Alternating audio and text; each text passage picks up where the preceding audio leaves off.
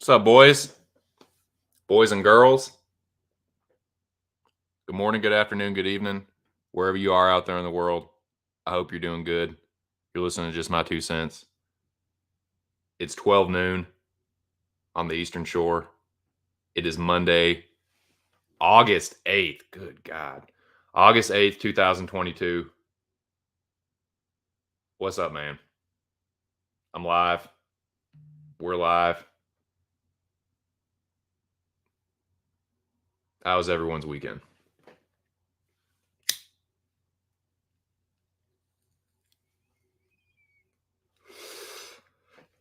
Mine was pretty good, dude. I don't have too many complaints. Life isn't perfect right now, but it never is. I have a lot to be thankful for. I'm glad to be here on Monday with you guys. Hope y'all are doing good. Got a few things to talk about. Got some crow to eat. Got a bunch of pretty badass fights to talk about. UFC Vegas 59 went down this weekend without a hitch. There were 10 fights, and there was a fucking finish in every single one.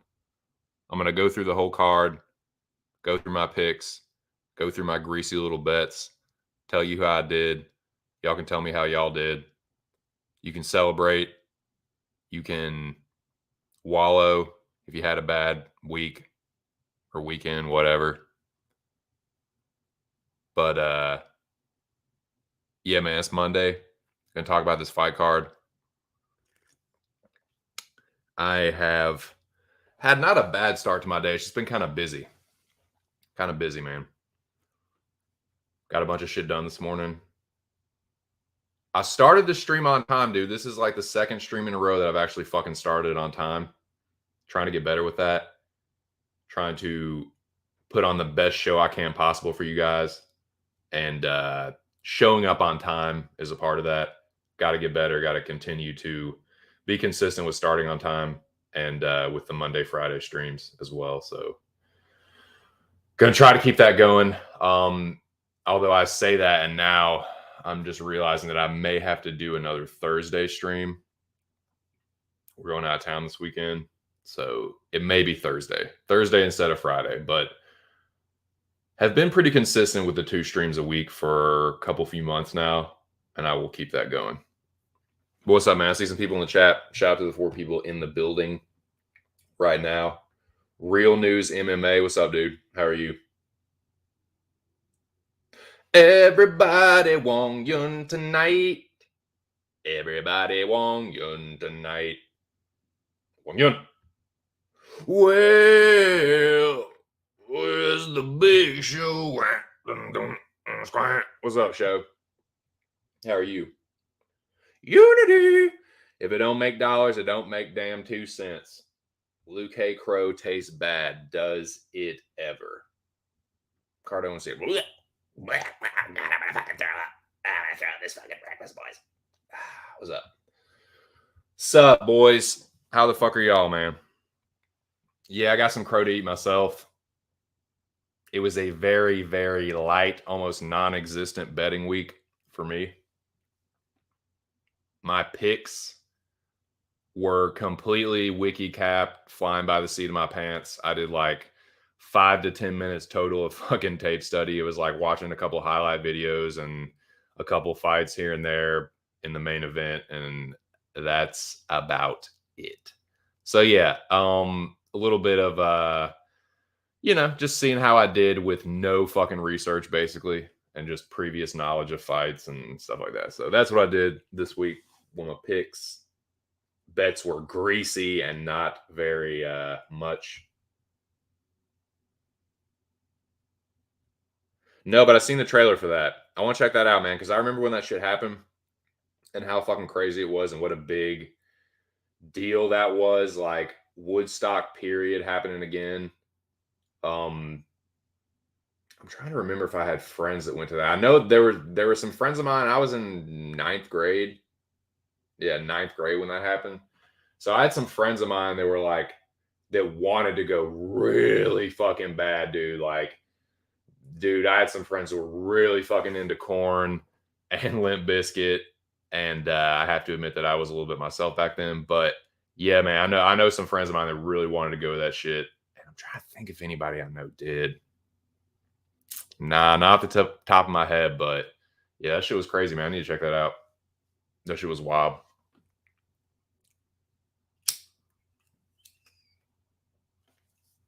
Rage was there. Isn't that when shit popped off at the Rage show? I can't remember, man. But yeah, that makes me want to go watch it right fucking now. All right, stream's over. Watching the Woodstock documentary. Nah, but yeah, man. Let's talk about UFC Vegas 59.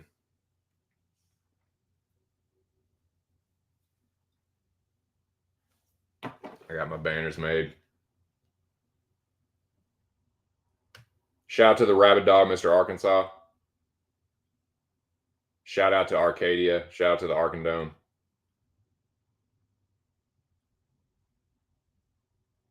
Let me get these banners going here.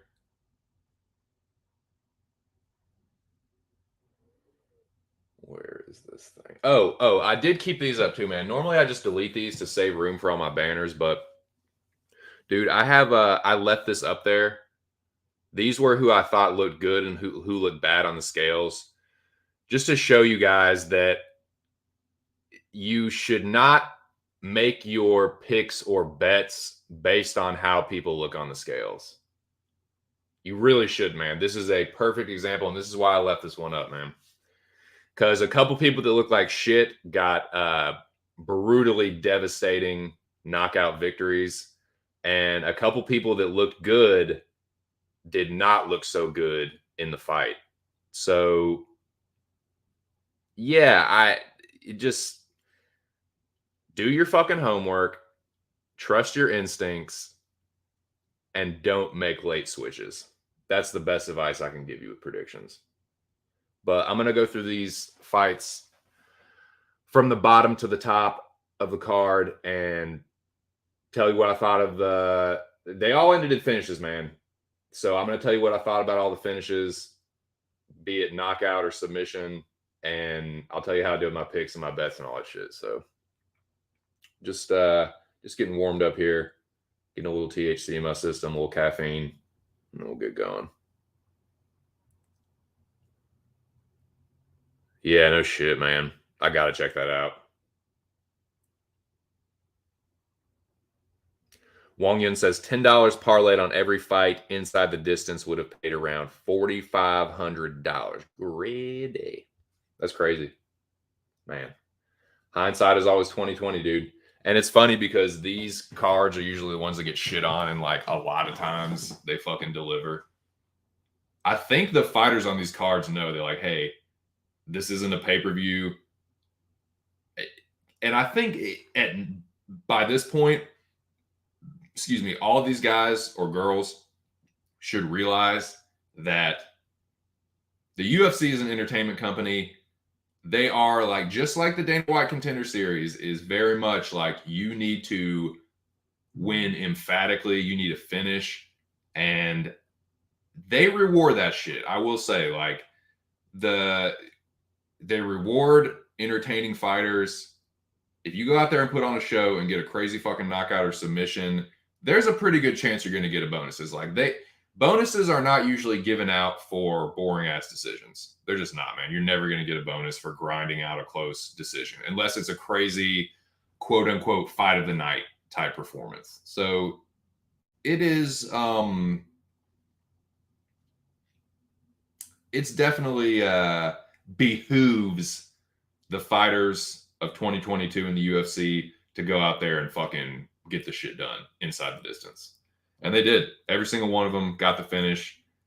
I mean, that should be satisfying for people that always bitch about, or that have been bitching about lame ass main events recently, or, you know, underperforming cards, underperforming fighters. Hey, that's the fucking elixir right there, dude. Every single one of them went out there, got the finish. So to the winners, yeah, big up. Thank you for putting on a show. It was well, it's not free because you got to pay for ESPN Plus, but dude, for a quote unquote free fight card, it won't bad. So let's talk about it. Yeah, probably, right? Yep. I think so, man, because you look at some of these guys, they're just one or two fights removed from their Contender Series run. So it's like, yeah, that comment was probably nipping at their fucking heels too. So it did the trick, man. It did the fucking trick. Well, let's talk about the fights, dude. I say it went off without a hitch, but the first fight had a lot of controversy surrounding it. I'm, of course, talking about this one here. Let me get the banner up. I'm talking about the tap or no tap heard around the world. Mayra Bueno Silva armbar Stephanie Egger in the first round. Or does she? Or does she?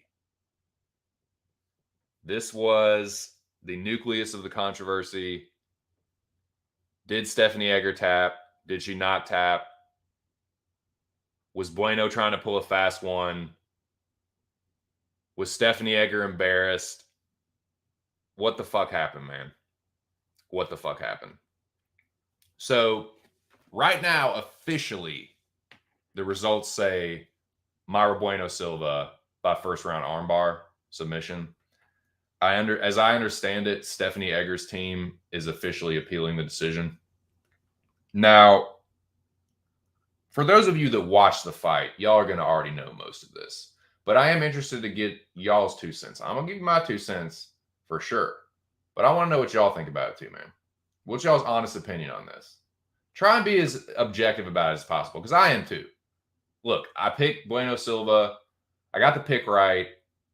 But I'm not going to be one of those like nanny boo boo. No matter what happens, as long as I got the fight right, I'm not going to, So I'm looking at this with an open mind and trying to think about it from all angles. It's going to be impossible to completely remove my bias from this, but I'm going to do my best. So I'd like to know what you guys think about this. Now, here's a scenario. They're pretty close to the fence when she locks in the armbar. The armbar was fucking locked in. Let's get that out of the way first. That fucking armbar was locked in. Is it the deepest armbar I've ever seen? No. Did it look like she was about to just pop the fuck out of it? No. Now look, Stephanie Egger is someone that I'm sure would be embarrassed about getting armbarred, because that's usually what she fucking does. That's usually her fucking go-to, is the armbar. That's how she just beat Jessie Jess, that fucking fraud. But I digress. I digress from the Jessie Jess. So this is what happened. Silva locks in the armbar and basically tells the ref that she tapped. Now, who is the ref? Was it Tanyani or was it Peterson? I can't remember. Let's see.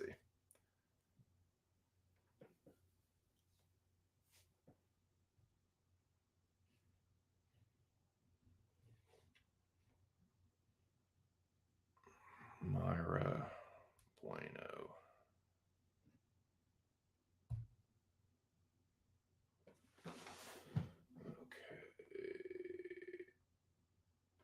Obviously, she tapped. Fighters react to confusion. Yeah, it's Tanyani. Tognon. Tognon is the referee.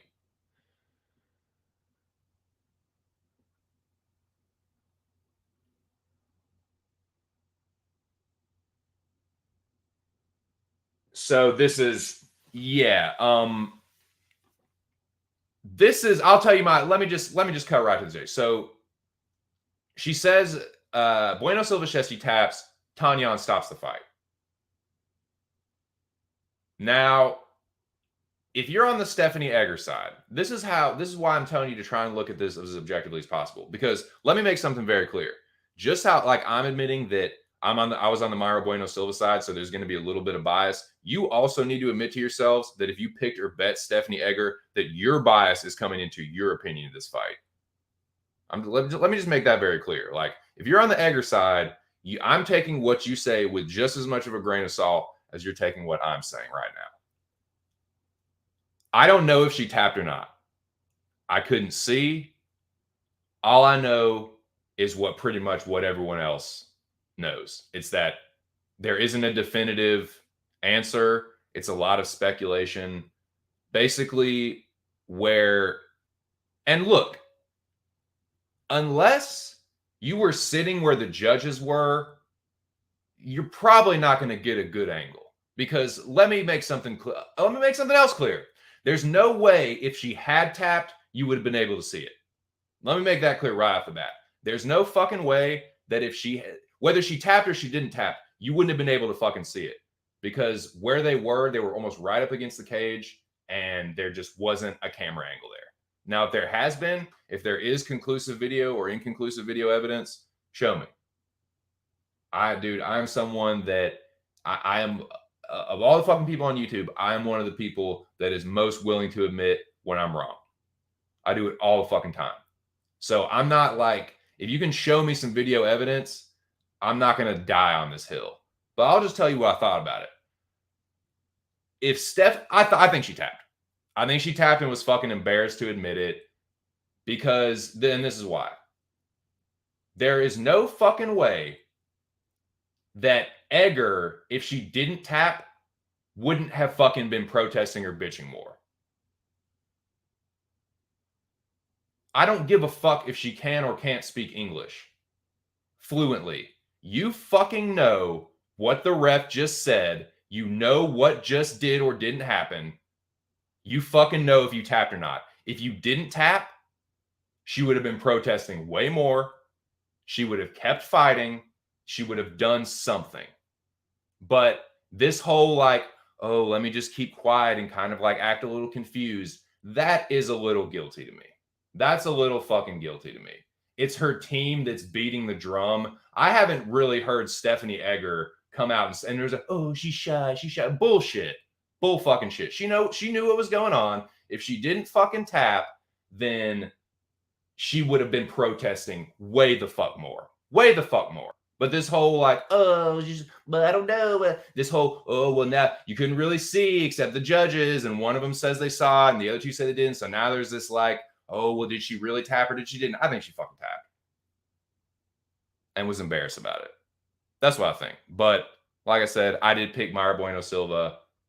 So maybe you're saying, you're biased. You're just trying to say you got your pick right, blah, blah, blah, whatever. Fine. But like, she stopped. Egger stopped. She didn't protest. When he waved it off, she didn't do jack fucking shit. I don't care if you can or cannot speak English. You know what the wave off means. it means the fight's over. So she didn't do jack fucking shit when that happened. And she knew she was in an armbar. So it's like, I don't know, man. Like this seems like a little fucking embarrassment from the Egger team, from Stephanie Egger and her fucking team. A little too much pride involved, maybe. Because they're just, I'm sorry, there would have been way more of a stink of it inside the octagon. They were all just kind of standing around like, oh. So, nah, man, I think she tapped.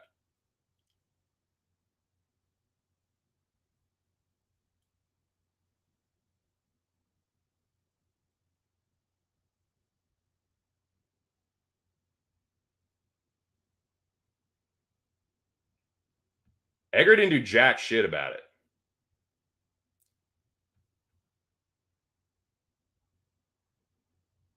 Yeah, it's like, dude, I think she fucking tapped.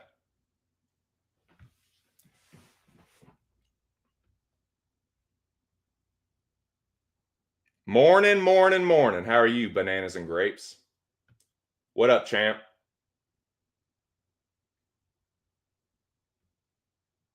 That's where I'm just like, dude, the fucking bitch tapped. Like, if she hadn't tapped, she would have been bitching. Like, what the fuck? Why does the fight stop? Why am I like, why is this going? Like, she didn't do anything. She didn't do anything. She's fucking so. She was just kind of confused. Like, oh, I don't know what's going on. Bullshit, man. Bullshit. You fucking tap, bitch. I don't give a fuck. I agree with Alan Joban. Guilty. Obviously, she tapped. Otherwise, she would have jumped up and continued to fight. She's certainly not disputing. I agree with Joban.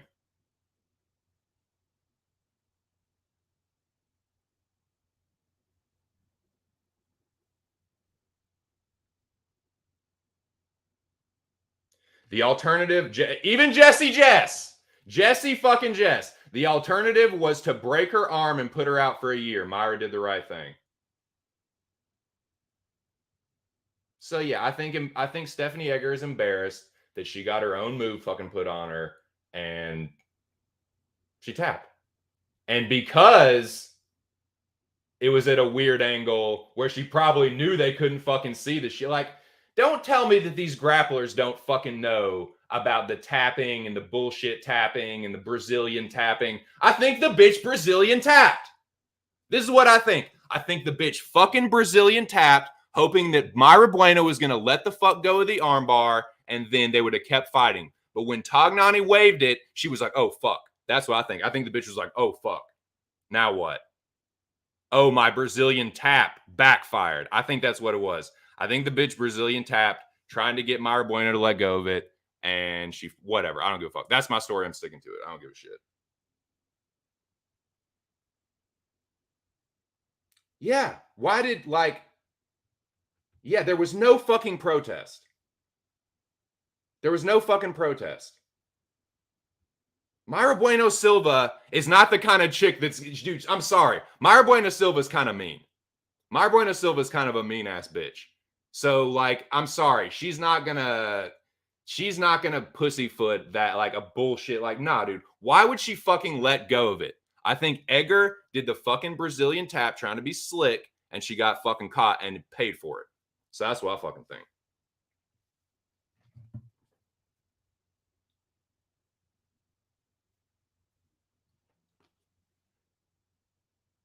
That's my 2 cents.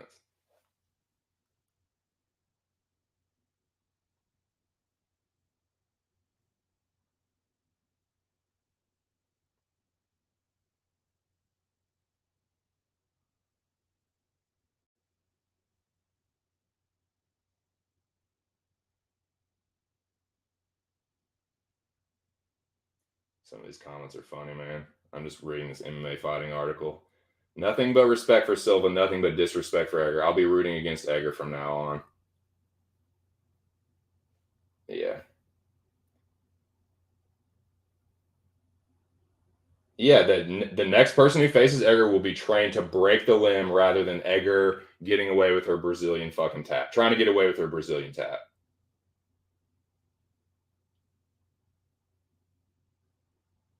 Exactly. I like how Din put it. It's like when you're accused of cheating on a woman and you didn't. You immediately say you didn't. You immediately jump up and say you didn't tap. She didn't do that. She fucking bitch tapped. Bitch fucking tapped.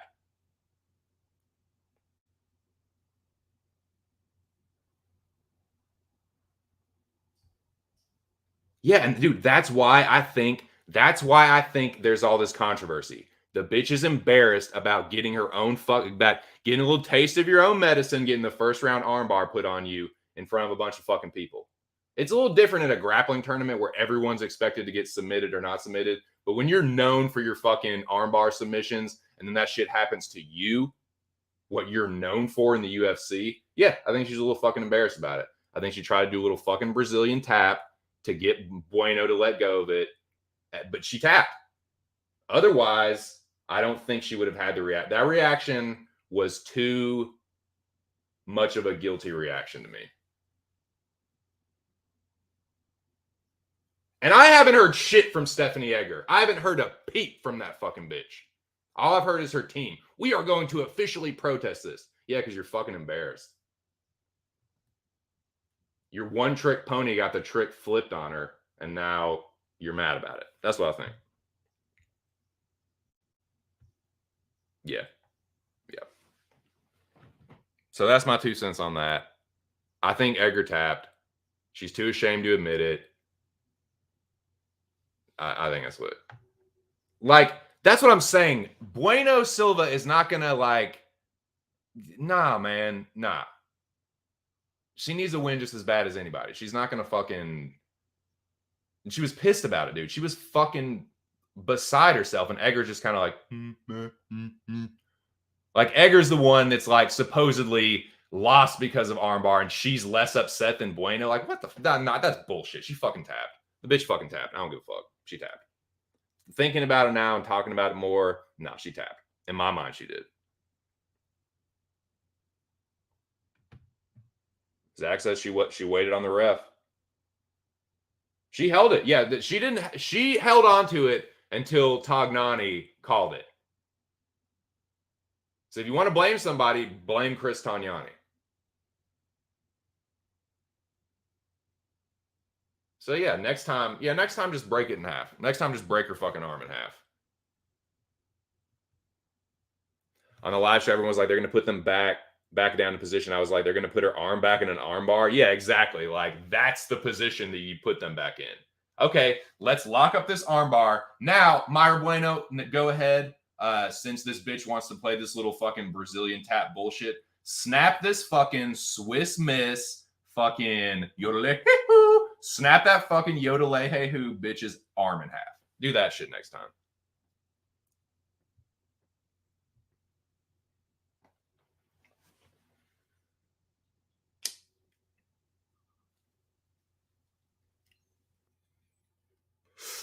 Anyways, 1-0. She ain't gonna win that fucking appeal either. A ref and Herb Dean said there was a tap.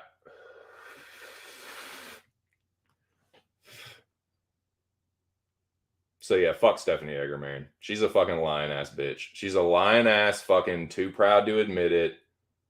Little fucking yodeling ass bitch. Fuck her. All right, next fight. Corey Von Flew McKenna does that to Miranda Granger. Dude, she almost got that arm triangle at the end of the first. It was too short a time, but she almost got it and just picked up right where she left off in the second. Yeah, Granger is not UFC level. The chicks she's beaten are all out of the UFC. I think they weren't UFC level. Granger really isn't either. She's not a terrible fighter, but just Corey McKenna is someone that was like trying to prove that she's a UFC level fighter. And I don't know, man. This was one of those where I almost thought about coin flipping it because both of them have really sketchy ass losses and just kind of dookie ass wins. And I don't know, man. Yeah, Corey stays. Granger's got to go. I think she retired too. Someone put that shit in the Arkandome that she like put a real cryptic, well, more or less saying like the next chapter, on to the next chapter. That usually means they're retiring or they're thinking about it. Yeah, I tend to agree, man. Like, maybe just do something else with your life. Because I usually say that. I'm usually like, and it's usually honest too. Like, this fighter isn't a shit fighter. I think they would have more success at Bellator, PFL, whatever, or like, yeah, Invicta for the chicks. But Granger, like, I don't know, man. Like, I think some of the chicks that are coming up through Invicta now probably whoop her ass, but I don't know, man. I just don't care enough either.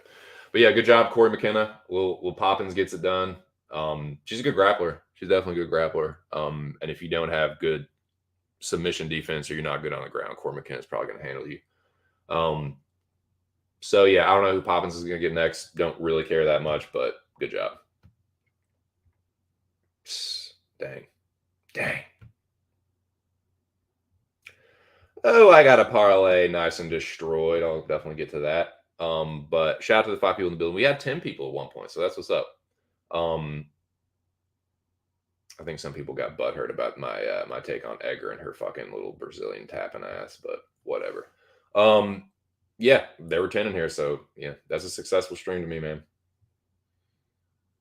So we're 0-2. This was the first like jaw-dropping moment. So we've had 2 finishes so far, 2 submissions, but this is really what kicked off the card, dude. I don't know about y'all. I did not have this one coming. And I don't remember a lot of other people being on the battle by knockout read. Like most people that were on battle were like, oh, he's going to grind out a decision. I was the same way. This is what I was talking about the scales too, man. And this is why I left these up on my stream Friday. Shout out to all the people that showed up Friday, man. That was a good stream. On my stream Friday, as I always do, I put up who's looking good to me and who's looking bad. Just my opinions. And Battle was one of the worst looking ones up there, dude. He looked like shit. He's coming down from middleweight. And he looked really rough on the scales, looked really sucked out, dry. Like him and Sam Alvey was the same, like really dry and like just skeletal, and Jeff Neal was the same way. But yeah, man, Battle's one of the worst looking fighters up there, and he absolutely like obliterated Sato in less than a minute. The head kicked him. I didn't see that coming, man. One of those head kick knockouts out of nowhere. Like, I don't really remember Battle being known for his head kicks.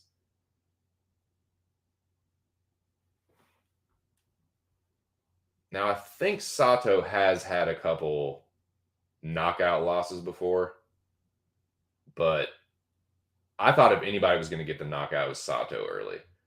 I know some people were on Sato as the dog because Battle was a pretty big favorite for not really.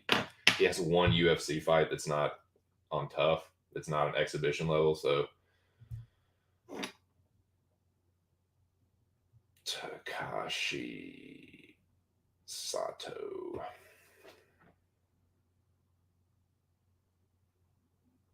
That was only his second knockout loss. So not really a chinny guy necessarily. But dude, he was out with the first one. People's bodies do weird things when they get knocked unconscious. Like he was locked up into like almost like a weird fighting stance. Just crazy what the brain does when it gets that fucking electrical shock like that. That was a devastating knockout, dude. Crazy, dude. Brian with a Y. Dude, it sounded like when a baseball player breaks a bat on a ball. Crack! Nasty. Yeah, dude.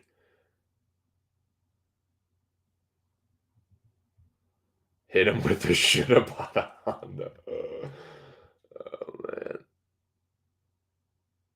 Yeah. That's funny, dude. Yeah, that shit was crazy, man. I did not expect that. I did pick Battle by decision, not by that fucking, not by head kick knockout over the guy that everyone thought was going to knock him out if there was a finish. So, yeah, man, that really kicked the card off. I think everyone's jaw kind of dropped on that one. Like, holy shit, whether you pick Battle or not, man. Dude, if you did have Battle by knockout, good job. That was a hell of a sharp read because your dude got it done very fucking quickly.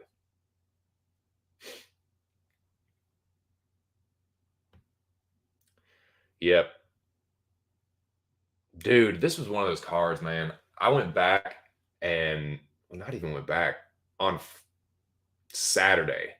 On Saturday, I'm sitting there thinking, like, God damn, I'm like thinking of all these plays I would make at that moment, and just like wishing I could fucking it's hoping and waiting and wishing for fucking Maryland to open up the shit that they've already approved and passed in legislation, ready for them to open up the fucking online sports betting. They're supposed to have done it already. They say they're going to be ready by, regular NFL season, but I don't know, man. I'm not holding my breath. But yeah, it's just a pain because it's like, yeah, there's some dudes I would have live bet. There's a couple plays that I would have made that ended up, that would have hit had I made them, but whatever. Didn't work out. On to the next one, man. That was crazy though. Dude, who didn't see this coming? I know some people pick Sam Alvey as kind of like a joke, and some people be like, dude, if you honestly thought Sam Alvey was going to win that fight, you have not been watching this for long enough, man. Sam Alvey had no chance to win this fight, and you should have fucking known that. Like, I made some bad reads on this one, didn't do a lot of tape study, and I'm going to eat the crow, but come on, man. This was the easy. I don't understand how Olasechuk wasn't a bigger favorite.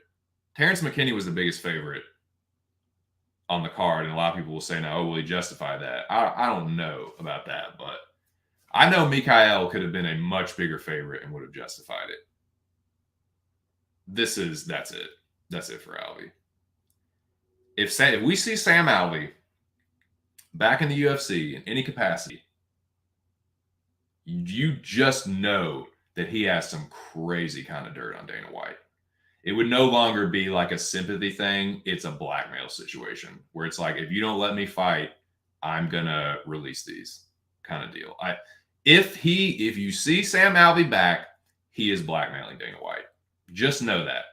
Just know that. Sam Alvey continuing to fight in the UFC equals blackmail, which is illegal, by the way. It's fucking illegal.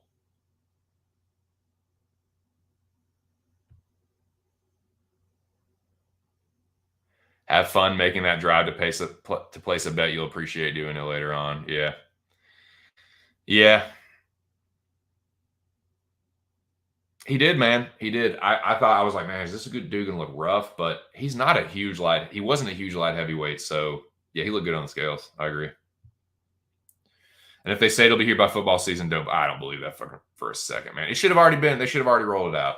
I don't know what they're doing. It has to do with money. It has to do with like, the final, oh, well, you're not paying us enough money to like roll this shit out or whatever, man. It's fucking all greasy, dude. Probably some mob bullshit. I have no idea, but it should have been done already. It's been approved. It was supposed to be here by June.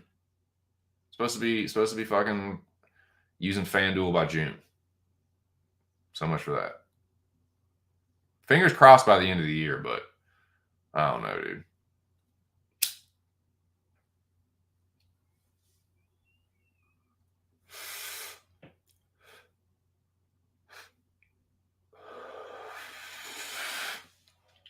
It'd be different. The reason I think he's blackmailing Dana White is for a couple reasons. Like, Sam Alvey has never really been that great of a fighter. Like, he has a horrible record, and he just has had a couple like come from behind knockout wins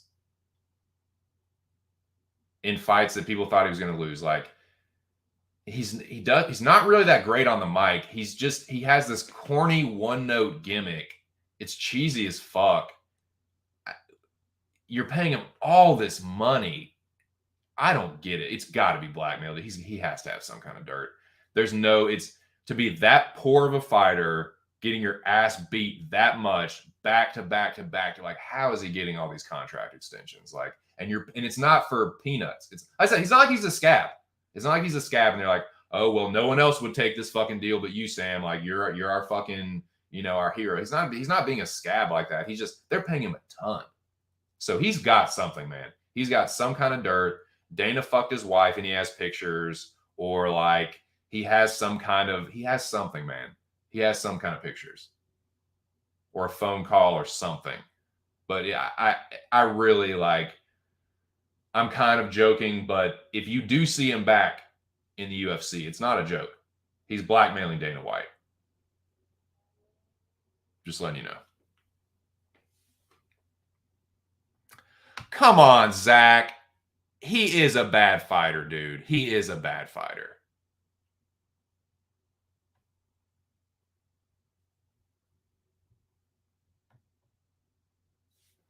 Man, come on, Zach. I vehemently disagree with that take. Sam Alvey's a fucking jobber, and he's never been anything but.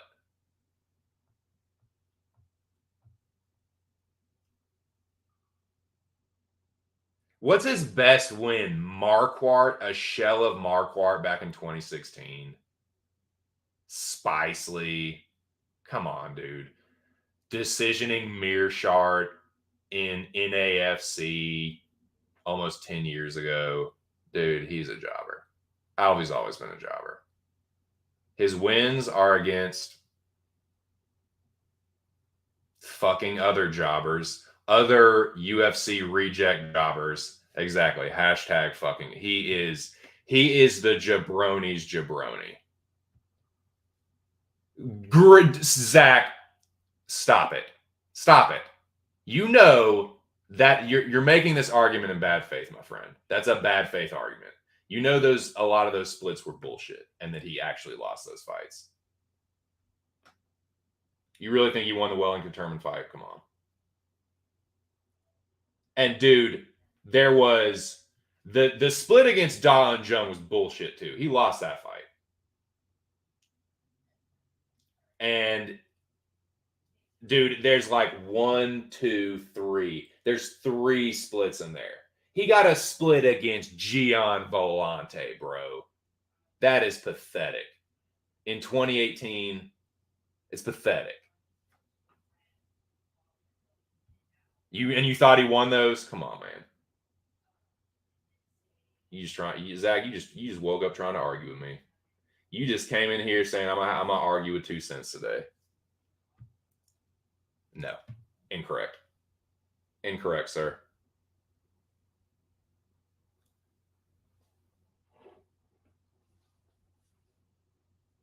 Like, he's a jobber. And you're acting like these are a lot of, like, everyone is a split. No, there's 1, 2, 3, 4. Those are 4 fights out of how many UFC losses? This is how many losses Alvey has in the UFC. 1, that were not splits. 1, 2, 3, 4, 5, 6, 7, 8, 9, 10, 11. 11 non-split decision, clearly got your ass whooped losses. You want to know how many wins he has? 1, 2. They weren't splits. 1, 2, 3, 4, 5, 6, 7, 8. This is Sam Alvey's UFC record. 1, 2, 3, 4, 5, 6, 7, 8, 9, 10, 11, 12, 13. 1, 2, 3, 4, 5, 6, 7, 8, 9, 10.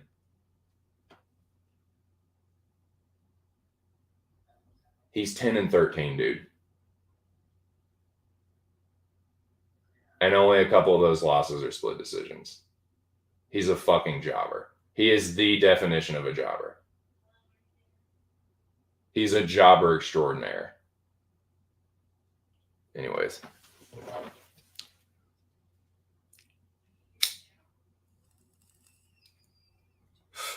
I'm glad it's over. I'm glad it's over.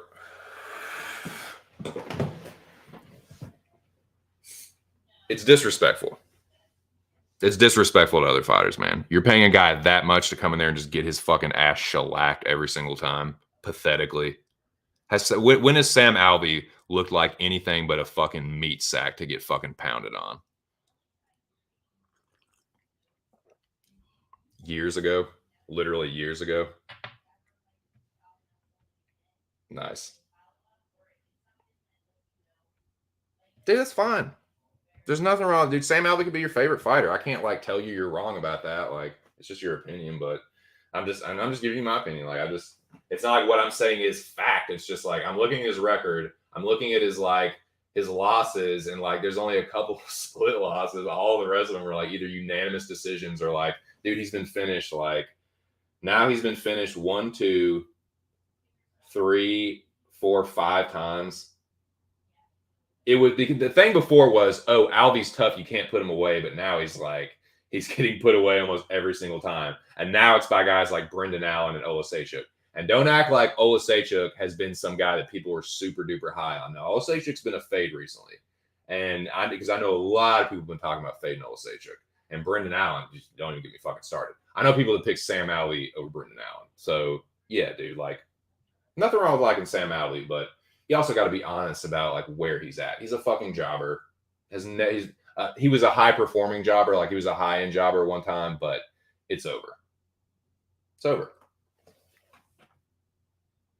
Oh yeah, I'd be smiling too. Get those fat ass paychecks, go in, get your ass shellacked in like a minute, and then just be like, "Yay, I get money." It's like, all right, this. There you go. That's what happens. So, yeah. But all right, next fight. Next fight.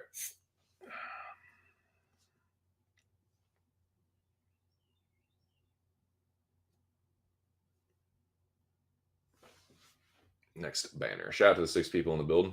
Hope y'all are having a good day. This one hurts, boys. This one hurts. Shot through the fucking heart, man. Terrence McKinney submits the homie Eric Gonzalez, the Ghost Pepper. Broke my damn heart. Broke my damn heart in two. Shout out to Terrence McKinney. Got to eat the crow here. He's someone that I have been a detractor of, have been a non-believer, have been a Terrence McKinney skeptic. He's definitely proven me wrong a few times, and I still pretty much feel the same way I have about him. Like, he's a fucking killer be killed fighter.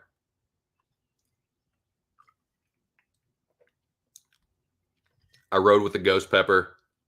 The Ghost Pepper is the homie. He is one of the coolest, if not the coolest fighter in the Arkin Dome. A fighter that'll actually like interact with us and, have fun in there, talk a little shit. So yeah, shout out to the Ghost Pepper, man. I will continue to support that dude. Still Team Ghost Pepper. Ain't a damn thing changed with me. But yeah, it's a tough loss, man. But he got his licks in. He did rock McKinney, turned him into a wrestler real fucking quick. McKinney is one of those guys that usually comes out and is like, I'm going to throw until the guy either falls down or I get knocked out. But he got cracked by the Ghost Pepper and he turned into a wrestler very fucking quickly. But yeah, man, he got him, subbed him.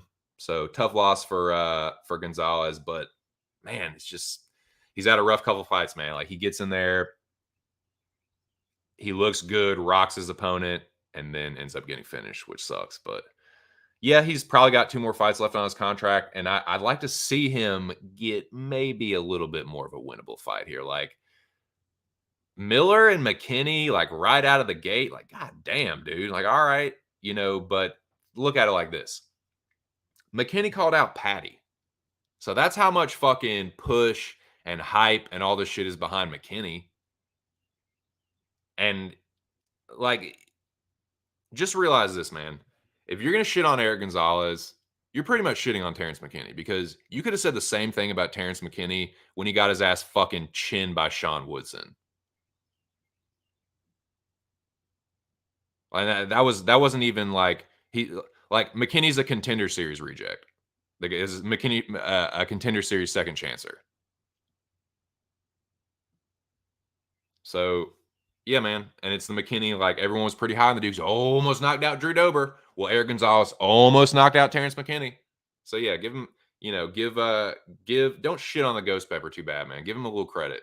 Gave McKinney a tough fight for as long as it lasted. And yeah, man. It's still Team Ghost Pepper for me.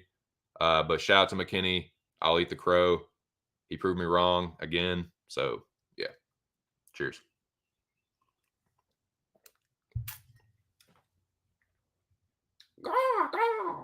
McKinney Crow.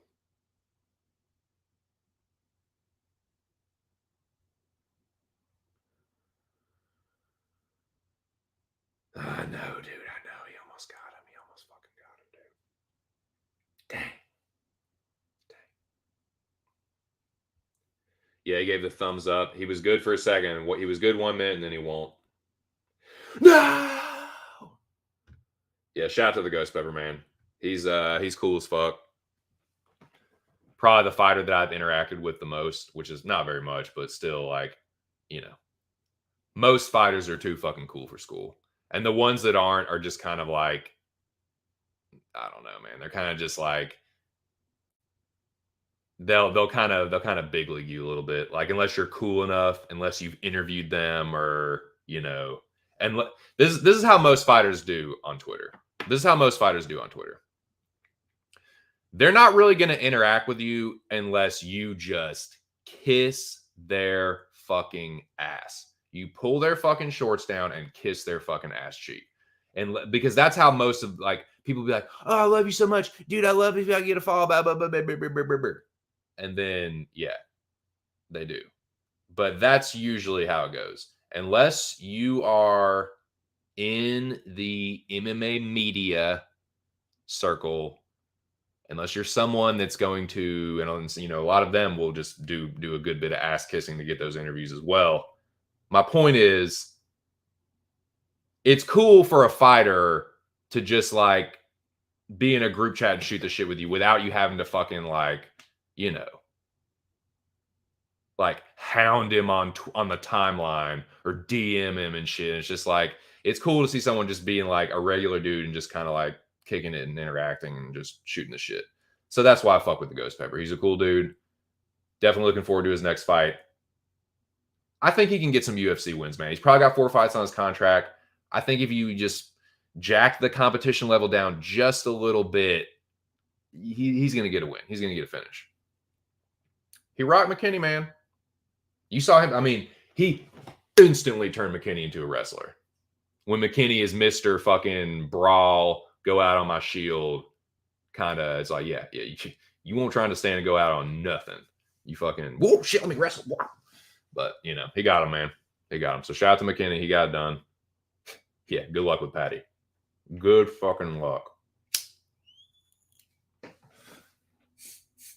That's it. Yeah, I'll bet Patty on that one. I will bet Patty on that fight if they make it. Where the fuck? Oh, there it is.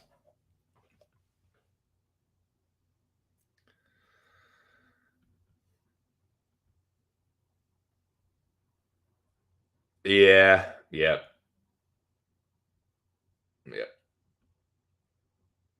I know, dude. Like, I appreciate the shit out of that, man. That's pretty cool. Like, the dude, probably the last thing he wants to do is just talk to some fucking assholes on Twitter. But he comes up in there and is like, talking to us and shit. Like, man, shout out to the Ghost Pepper dude. He's cool as fuck.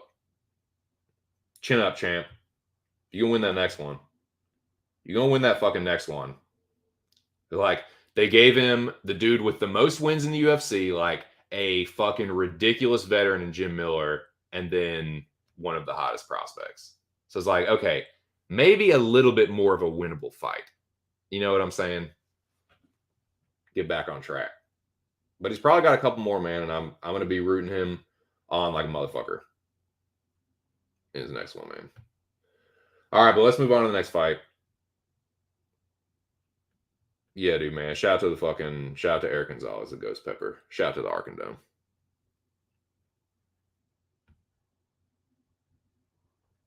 Oh yeah, let me so I did before I move on. Yeah, I didn't I went super duper light with the grease. $5 total of grease. I put $1 on Ghost Pepper by finish. I put another $1 on Ghost Pepper and Thiago Santos. But even if I had hit the Ghost Pepper, I would have lost the other one. So, but just for the record. Now, Excuse me, sorry, I'm having a little acid reflux or something, a little indigestion. Can't stop having these fucking ass burps, dude. Pissing me off. Anyways, next fight. I believe that was because of the two fights that got scrapped. I think McKinney and Gonzalez headlined the main card. The next fight, I had this dude parlayed, but I wish I would have bet more because I was fucking spot on with this read. Nailed this read on Tapology. Second round TKO with ground and pound. Yeah. This is another one where it's like, dude, you cannot use triangle theories solely to pick the fight. You can't. Because each of these guys had a triangle theory that would have given them, be like, oh, well,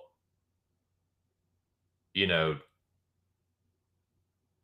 Tuivasa knocked out Spivak and Spivak, sub Tuivasa. So, yeah, well, you can say that that could work because he won and he won by using his grappling.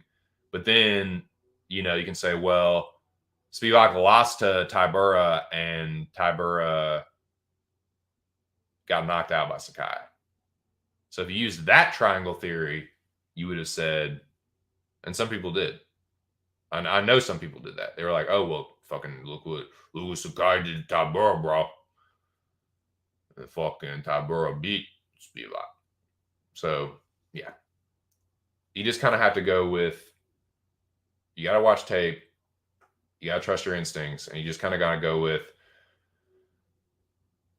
the reason you can't solely wiki-cap things and expect to do really well is because you have to take into account the improvements the fighter's making, how they've looked recently. You can't go back and look at a win from 5 or 6 years ago and use that solely to be like, oh, well, this dude beat this guy and this guy lost to that guy. It's like, all right, well, how is that same fighter you're using for your comparison? How are they looking when both guys fought him? And how, you know what I'm saying? So, yeah, this one nailed it. Spivak is, I don't know, man. I feel like it's kind of hard not to be a prisoner of the moment with every fight because it's just what it is.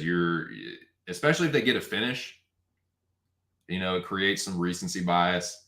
So I'm not going to go overboard with like, oh, Spivak could fucking do this, that, and the third. But he's quietly been on a little bit of a tear. And while I do think that Sakai is kind of a jobber, I'd be interested to see who they give him next and, how he does, because he looks like he's been steadily improving on the feet. Dude, he had a nasty jab. He hit fucking Sakai with like 4 or 5 jabs, and the dude's nose was broken. Like he had put blood all up in his fucking nose. So yeah, Spivak's steadily improving on the feet. He's got a nasty ground game, dude. Sakai is a big fucking boy. He's that Sakai was over 260 in there, and Spivak was literally like picking him up and throwing him around. Spivak's a strong fucking dude, and he's young. And yeah, man, I'm not saying contender yet, but a few more, and you might say, hey, there's a contender you can throw in the mix. Another contender potentially. His ground game's nasty, dude. You don't want Sergey Spivak on top of you. You really don't, for real. The dude chain wrestles. He chain grapples, I should say. And yeah, he's a dude that just wears on you. Polar bear. Polar bear mauling. Dude, StreamYard is so weird. I was making these fucking banners last night, and there is a literal like polar bear emoji. It's like the bear with the white fur, but now it's a brown bear with a snowflake. On fucking, it's just so funny, man. Technology.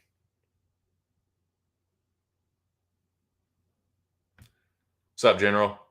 The General Alex Ramirez in the building. T-Rex couldn't KO the Ghost Pepper. I don't know if you saw the same fight. Oh, damn, dude. Damn. He's a vampire. Dude, he is, man. A fucking alabaster fucking tone. I think Spivak, I think he is too, man.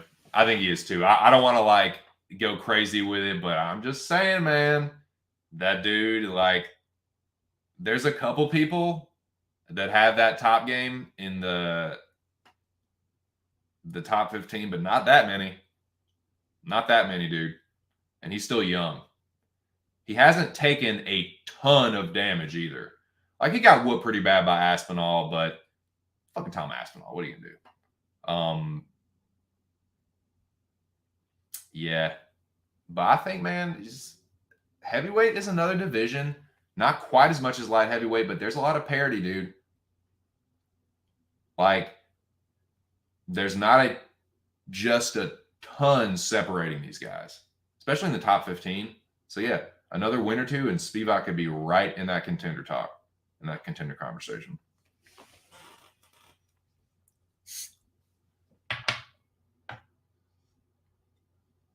Yeah, I agree. I think Sakai was still ranked. Spivak should take his spot. I think he absolutely deserves a ranking. 13, 14, something like that. Somewhere in the top 15, for sure. Somewhere between 10 and 15 is absolutely appropriate. 12, 13, 14, something like that. Something like that. But yeah. Yeah. Nailed that one. Wish I had bet it. Wish I had bet that shit. Well, I did, but wish I had bet more. But I wasn't even going to bet at all this weekend. But whatever. This one was fun, man. I was wrong here, but I was perfectly happy to eat the crow. Wore Juliana Miller. I like her style. She's, dude, the reason I faded her was watching some of the tough footage and watching like her training and hitting pads and shit. And her technique is so fucking bad, but she's one of those fighters.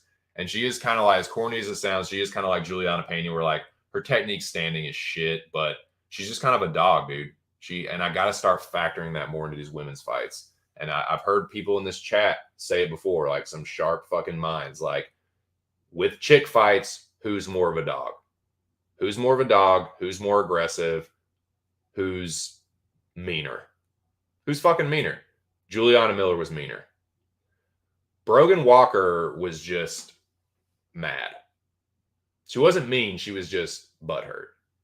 And it was so awesome because what was at the end of the first round, you know, Brogan like gave her a little extra. Gave her a little extra after the bell, you know, a little taunting, a little gloating. I think she like shoved her or something as she was trying to get up. And then Juliana Miller hits it with the fucking D-Generation X. Suck it, bitch.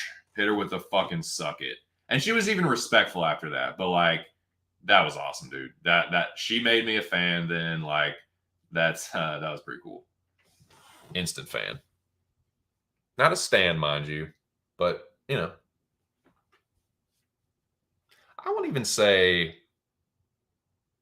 she looks decent when she's got like makeup and shit on. Like, I won't say she's a total butter. You know? Decent. 6, 7 in the face. 6 to 7. Makeup on. You know what I mean? She's decent. Got a little girl next door cutiness to her. But yeah, man, that fight was exactly what I wanted to see, boys. A lot of messy grappling exchanges, fucking legs splayed open, ass in the air. It was enjoyable. It was exactly what I was hoping for. And it was cool to see her fucking just like bow up and get the finish to like, I'm gonna fucking knock you out, bitch. And then gave her the fucking suck it. It was fucking awesome.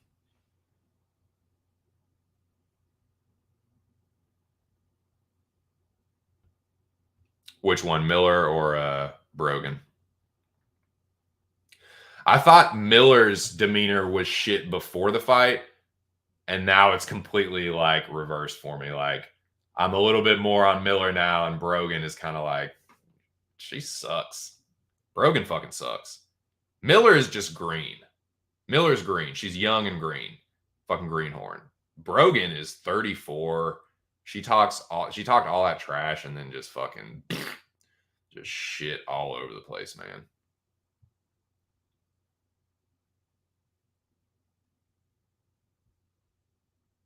Oh, she fucking she.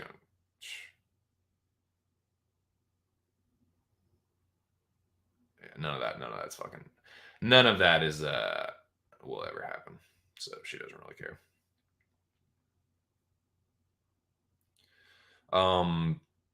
But yeah, man. Shout out to fucking Juliana Miller, man. She's the Ultimate Fighter for season 30.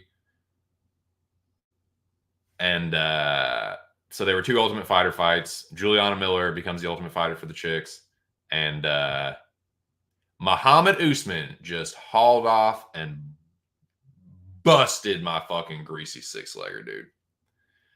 This is one I was worried about for sure.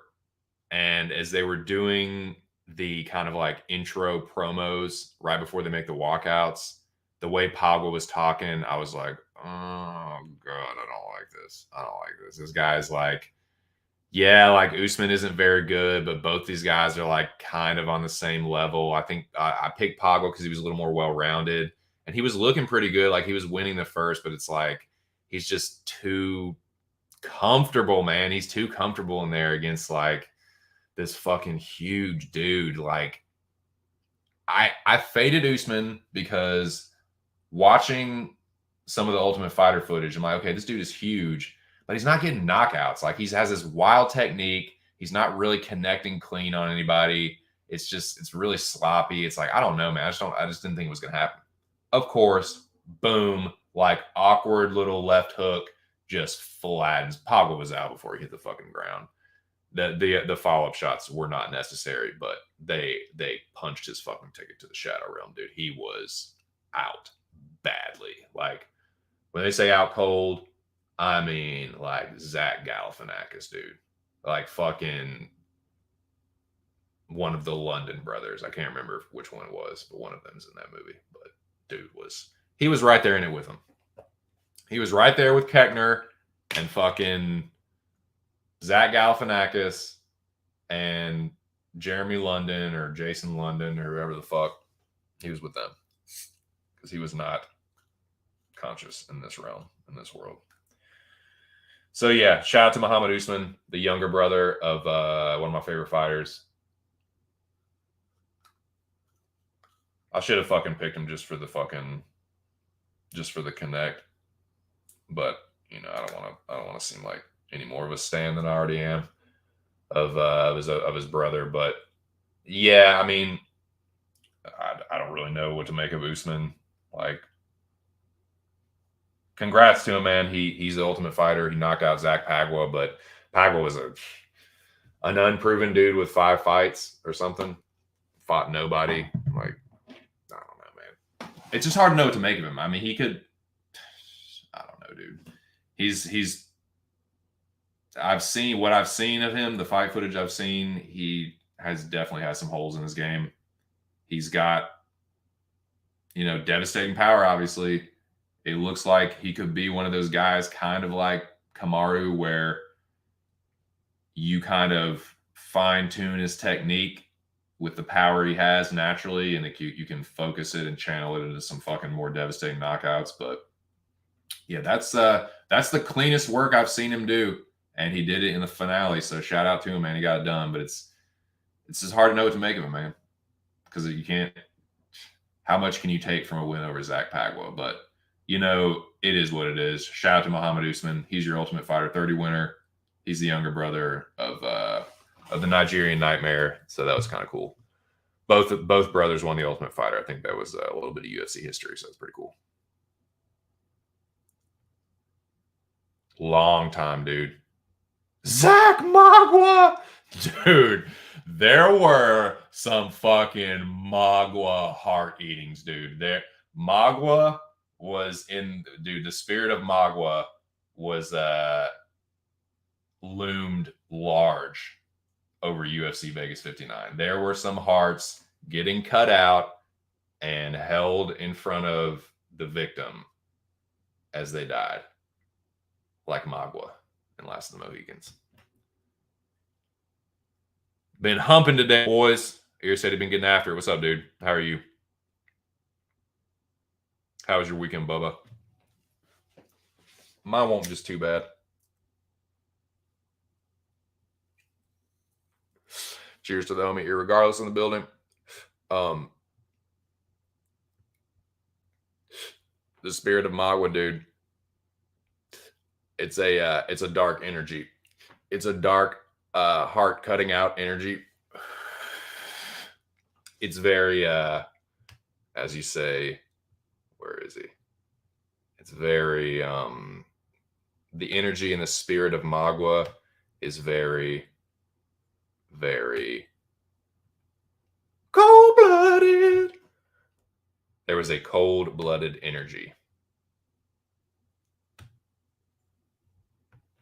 Big time. Yeah, dude. Fucking, and that's what I get, dude. This is a little bit of karma for your boy. That's what I get for talking all that shit about the Ultimate Fighter and how that's what I get for talking shit about the Ultimate Fighter and then fucking betting on it. That is what I fucking get. Bruno Silva lock says bananas and grapes. So, yeah. A little bit of karma. And with that one left, that no look left hook, the greasy DGen 6-legger is busted. I was kind of worried about what was going to happen with the Bueno part of the ticket. I'm pretty sure the Lipsky leg would have been voided. Hit Battle, hit Spivak, and of course, betting on a fighter from a TV program that I just shit all over. Real smart. Makes a lot of sense. But yeah, that's what I fucking get. But I'm kind of glad that the next fight happened the way it did, because if this leg had gone through, if this next, you can see I have Luque. If this fucking leg had cashed and I had lost it solely on Pagua, I would have been sick to my stomach, dude. I would have never been able to talk shit about the Ultimate Fighter after that. If that had been my soul, the one thing that had kept me from cashing that ticket. But it wasn't, dude. This was the biggest shocker of the card. You can see the emoji there. Yeah, that shit was real for me, dude. I did not see this coming. Shout out. There were some people on Jeff Neal. You know who you are. Take a victory lap. Give yourself a big pat on the back. Bake yourself a sheet of chocolate chip cookies for all I care. You deserve it. You're on the right side. I did see some people that were on Jeff Neal, and sharp on you. They said that a judge saw Edgar tap. So here I did cover that. I talked a little bit about that earlier. Basically, where I'm at with it is that I think she Brazilian tapped. I think she Brazilian tapped and was hoping that Bueno Silva was just going to let go of it, because it's just not adding up. For one, Silva, I don't think she would have fucking let go of it if she hadn't felt the tap. I just don't think she would have done that. She needed that win bad. And another thing that someone pointed out was that, I think Zach pointed this out, like, she didn't let go until Tanyani waved it or told her to stop.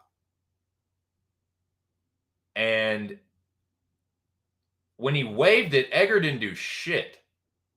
She didn't protest. She knew that. She kind of just got looked around. So this is what I think happened. This is just my take on it. I think she fucking Brazilian tapped and was hoping that it was like such an angle no one would see it, because they were all smashed up against the fence and her arm was kind of down on the other side of the ref.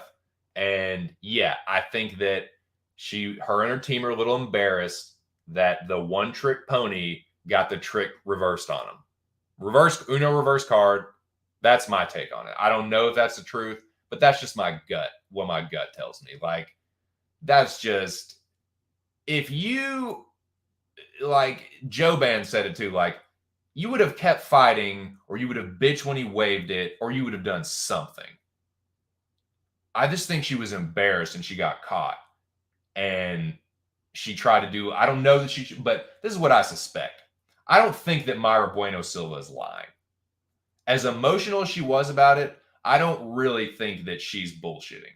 I think that Stephanie Egger gave her a little quick 2-tap, hoping that no one saw it, was embarrassed when it actually, when like Bueno Silva said she tapped and Tagnani waved it. I'm sorry, I don't care how you tell me Mayra Bueno Silva can understand like English better than you can. Maybe she can. Maybe, I mean, Mayra Bueno Silva does speak a little bit of English, I think, but still, that's beside the point. Like, I'm sorry, she would have protested more. She would have. It was just too.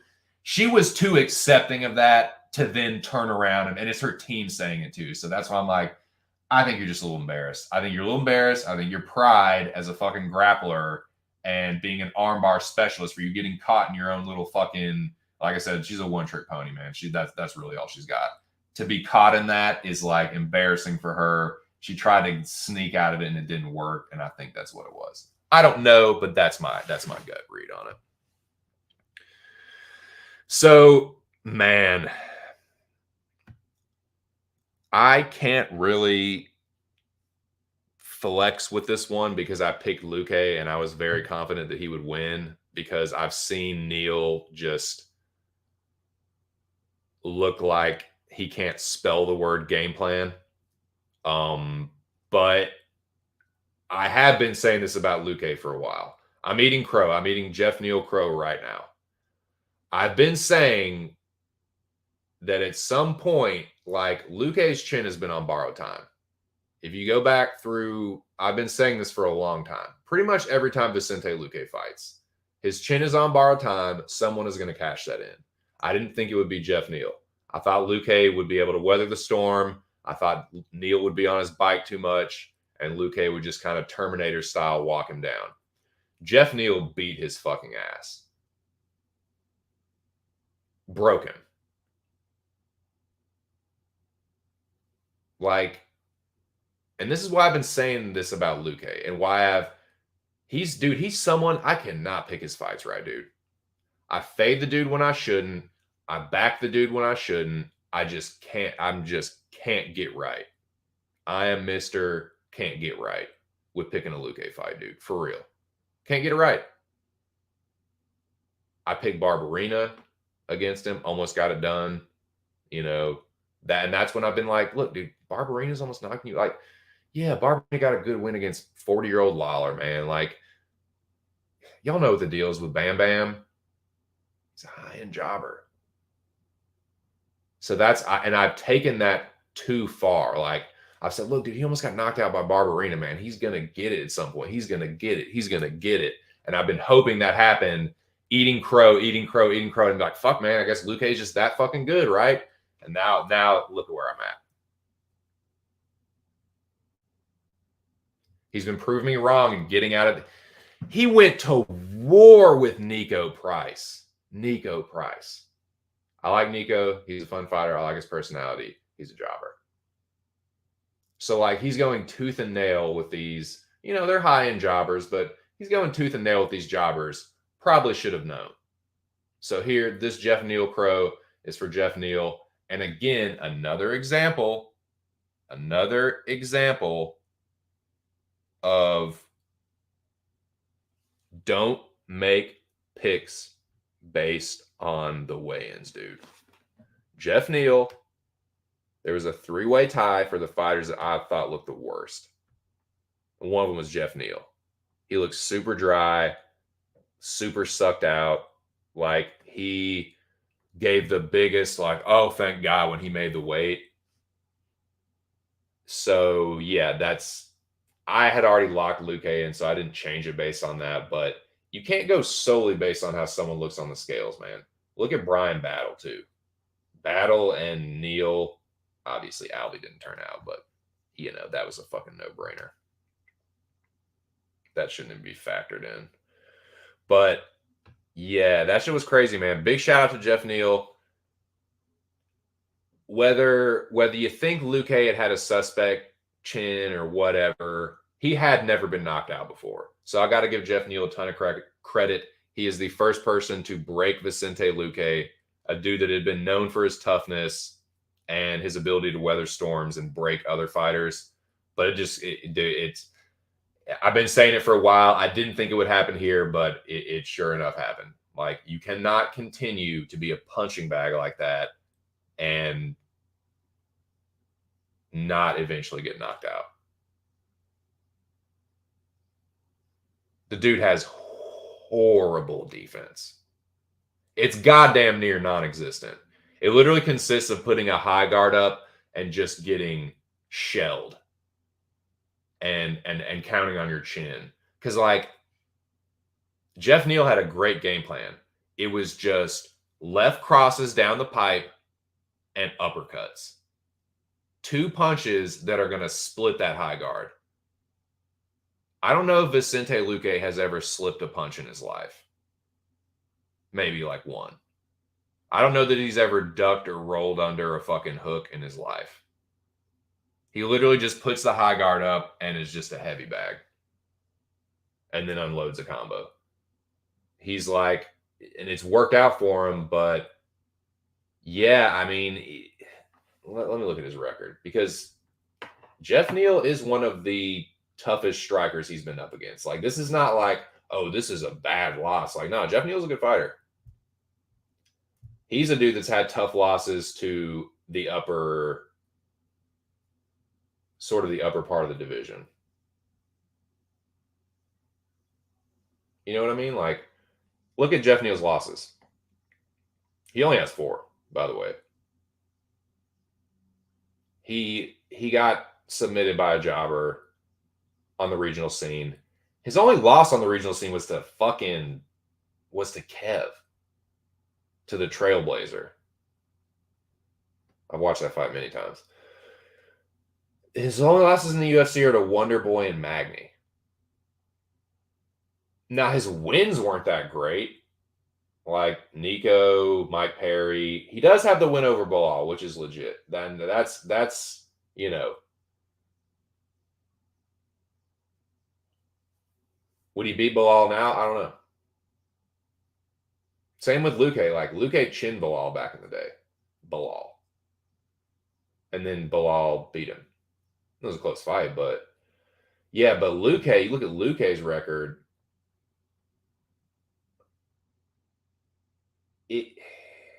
It was kind of smoke and mirrors, right? The Turner win from almost 5 years ago, or just about 4 years ago, is aging really nice. The Barberina win, yeah.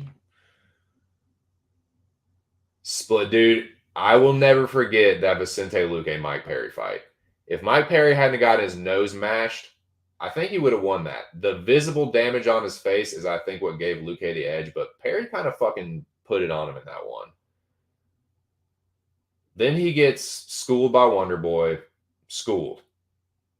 And that's when I was kind of like, okay, yeah, I'm fading Luque, but then he gets a big step down from that. Like, he gets Nico Price, Randy Brown, like good high end jobbers. Like, not saying that disrespectfully. Like, they're not ranked fighters, but they're the higher end of unranked fighters, closer to the edge of being ranked. But then you got like 2021 Tyron Woodley, a shell of Woodley. Woodley rocked him in that one too. Chiesa almost choked him. So, like, it's just kind of been, dude, Luque has a huge fan base. Like, he's got a really strong following. For someone that's like, I mean, he only had a couple losses, right? He only had a couple losses, but it's like his wins are just kind of like, meh, meh, meh. They're kind of just like, meh.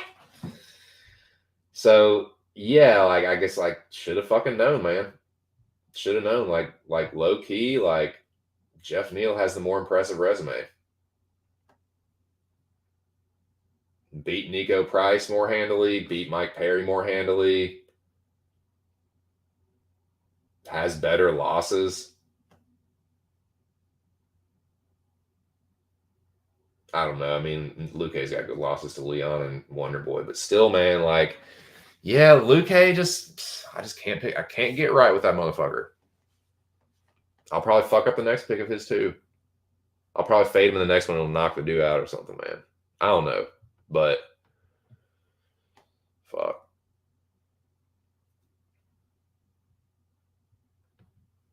Yeah, it literally was like 8 or 9 uppercuts in a row. Just not like, because you see some boxers, they'll go into like like left, right uppercut, like kind of when dudes are shoe shining or like when they're about to get a dude out of there and they got him against the ropes. So just like left, right, left, right, left, right uppercut. He was just like right uppercut, just 1, 2, 3, 4, 5, 6, 7, 8, just like the same punch right on. Holy shit!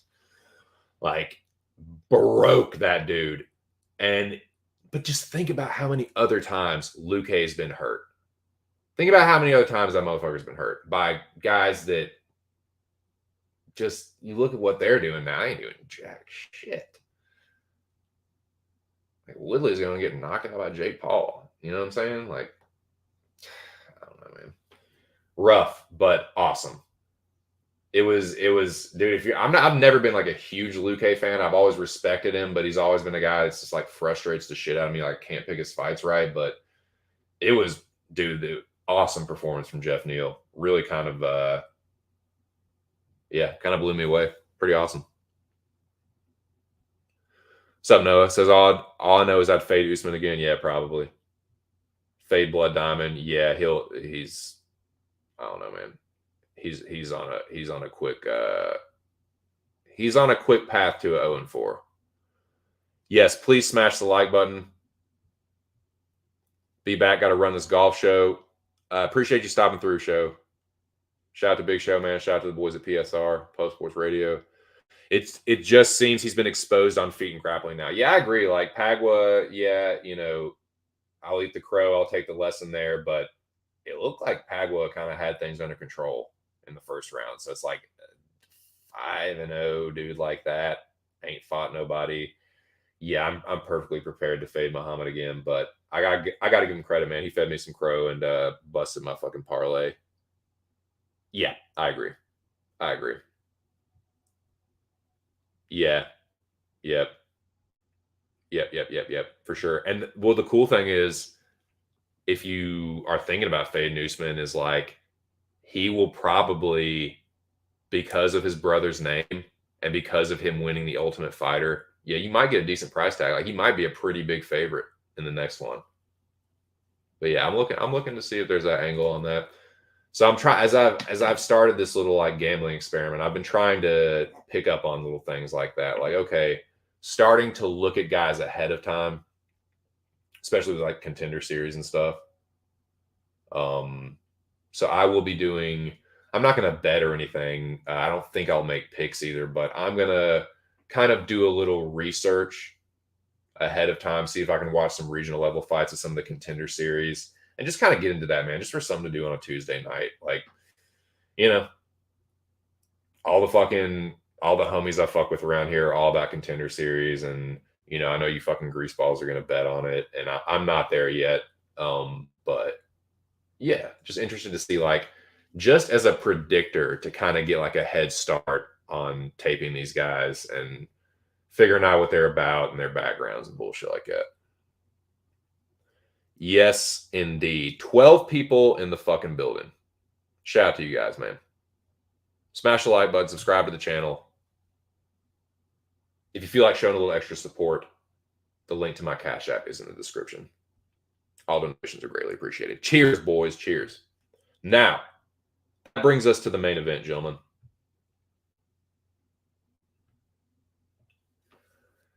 Some dudes got broke. Luke got broke, and sadly, Thiago Marreta Santos got broke. This was a trend. The trend continued.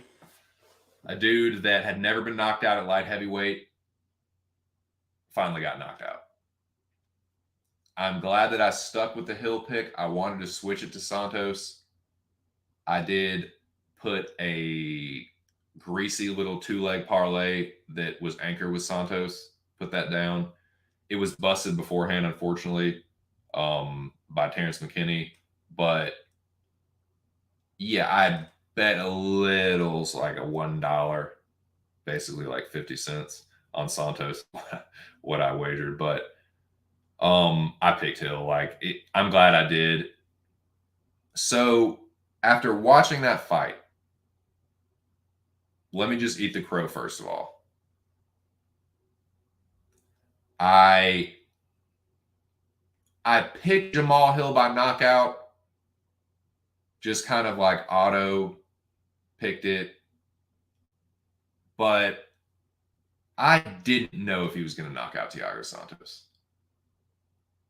And I've been, I won't say a detractor, but I've been a little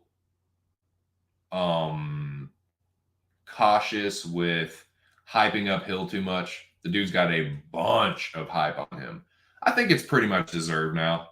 You know, it was impressive to be able to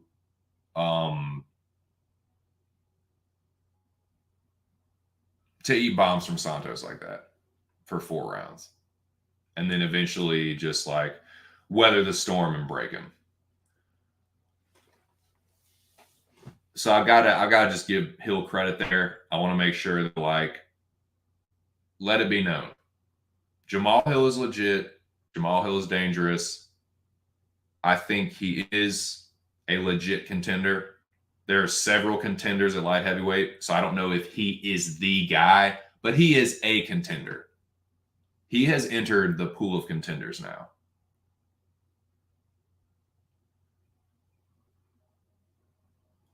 I've been on record saying Thiago Santos, while he's not prime Maheta, he's still got it, dude. He's still fucking got it. He's still got the power. He's still got the drive, the determination to train hard and be ready for the fights. He came in the fight in great shape. I mean, the dude's 38 and he's got bad knees, and he's still fucking chucking bricks. And hey, he looked like a pretty good wrestler for a while there too. When's the last time you seen Santos wrestle like that? He was hitting them takedowns too. So while I want to make sure to give Hill credit, I got that pick right. I got the knockout right. But I am chomping at the bit for my dude Magomed Ankalaev to get that Jamal Hill fight. I want that fight bad now, dude. Because to me, Thiago Santos exposes takedown defense. If Thiago Santos is putting you down like that, you are going to get motherfucking ragdoll by Magomed Ankalaev. I want that fight bad. So I hope that's what happens. I hope that's what happens. I need to look at the rankings. I need to look at who's paired off with who. But that's a good fight, man. Him or Jan. But I know that Ankalaev was calling for Jan. So I don't really know what's going to happen with that. I don't know if they'll just say, fuck it, and make Ankalaev and Hill. I think that's a little bit spicier. I think that's a little bit sexier of a matchup, honestly. I'm sure the Hill fans would rather Ankalaev than Blachowicz. But I don't know. I'd be interested to hear y'all's 2 cents on that. What y'all think about that fight. Or who Hill fans out there, the Jamal Hill fans. Hill Army. Who y'all want to see Jamal fight next? Which fight do y'all want? Not which fight you think is most realistic, not which one they're most likely to make. What fight do you want?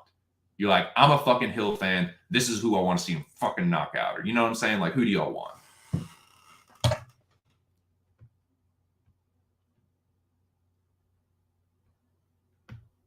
What up, dog? What's up, Mo? Shout out to the House of Mo. Make sure y'all subscribe to that channel. A lot of good content out there. What up, boys? I went 7-3 on this card, finished 189 in the world, 3 perfects and 515 points scored on Tapology. Check them out. Shout out to Big Mo in the building. The crew coming through today, boys. Shout out to the homies.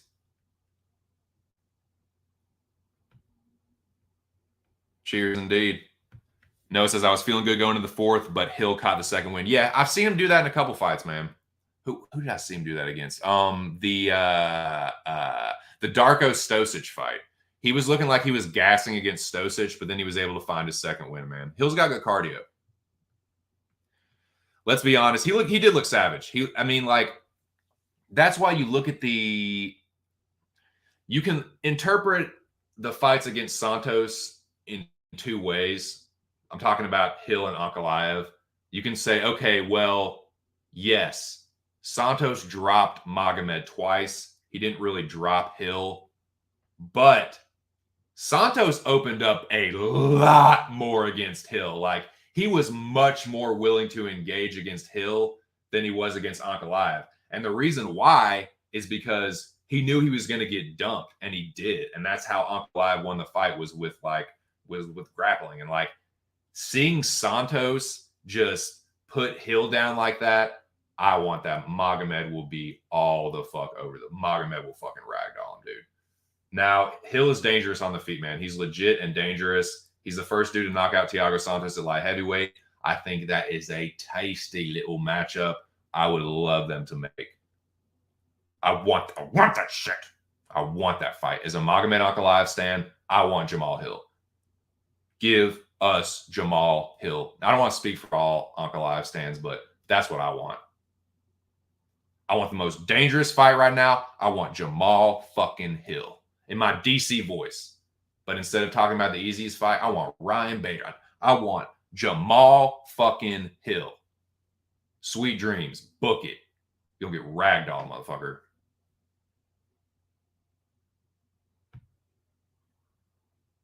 Yeah. Yeah. Saying. I don't know. I wasn't live scoring it, but Santos was getting his shots in, and like, he was getting the grappling in, and dude, you can grapple like that by Santos? Nah, dude. Ankalaev, smish. True samurai smish this brother. Yeah, Hill kind of gets bullied around, man. He kind of get like in the grappling, he kind of gets worked, dude. You're turning Thiago Santos into a wrestler, and Paul Craig's snapping your arm in like a minute. Like, he's got some holes in his game. He's a legit contender. He can knock just about damn near anybody out. Like, you can knock out Thiago Santos, you can knock out Jan, you can knock out Jiri, you can knock out basically anybody. You could potentially knock out Ankalaev, you can knock out Ray. Like, you know what I'm saying? Hill is a legit contender. Let's just throw him into the pool right now. I'm not gonna like deny that dude what he's done at all. You knock out Thiago Santos at light heavyweight, you're legit. But now starting to break down the X's and O's and the little fine, and this is why I love this fucking division, dude. Because all these dudes are fucking killers. And on any given night, any of them can beat the other one. A lot of parity, a lot of fucking just, it's like heavyweight power, but middleweight agility. Kind of right, they meet right in the middle. That power combined with the speed and the fucking technique. That's why I love light heavyweight, dude. That shit is so fucking awesome. But yeah, I want Hill Ankalaev bad. I want it bad.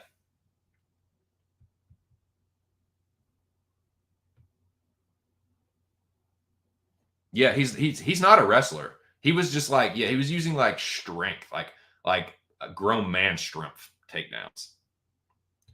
Bananas and Grape says Hill will struggle against anyone that locks their hands before a takedown. Yes, like Ankalaev. Body lock. Santos beats Hill 5 times out of 10. Where I know, man. I know Bro Picks goes hard for Hill. Hey, shout out to Bro Picks, man. I know he's cashed on that dude as well. It's a hit or miss. It would be crazy to see Hill versus Kutalaba. Yeah, Hill will obliterate Ione. Like, that is a first round knockout. Like, whoa. The General, the Zen Master, meditating in solace. Reyes seems like the only available person who's not Blades besides Ank and Jan. Yeah, I will take Jamal Hill over Dominic Reyes. I think that is another knockout. That is another Jamal Hill knockout. Yeah, it depends on how Ione approaches that fight, because Ione is a knucklehead. Like, he just likes to fucking brawl. And like, by the time he thinks about wrestling, it might be too late. Like, that dude doesn't have a very good chin. Real shit 205 Costa versus Hill after he chins Rockhold. Hey. Dude, Paulo Costa, is he is a Twitter god amongst men. That motherfucker is the funniest. He is the UFC fighter with the best Twitter account. He is the MMA Twitter goat. To be a fighter and to be that like aware of the humor style and the sense of humor of the majority of MMA Twitter, like he just fucking gets it. He's just a funny ass dude. He's funny. He's a character. Paulo Costa, character. Bohachinia. So yeah, he's got the greatest fighter account on MMA Twitter for sure.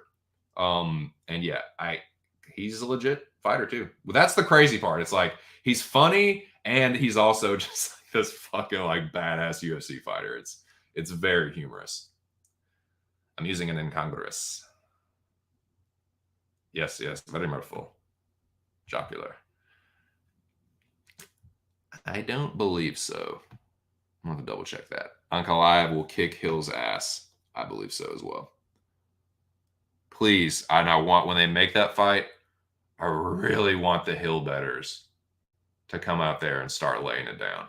Start moving that line. Start to shift that line. Sup, Brian? He says sup to the general as well.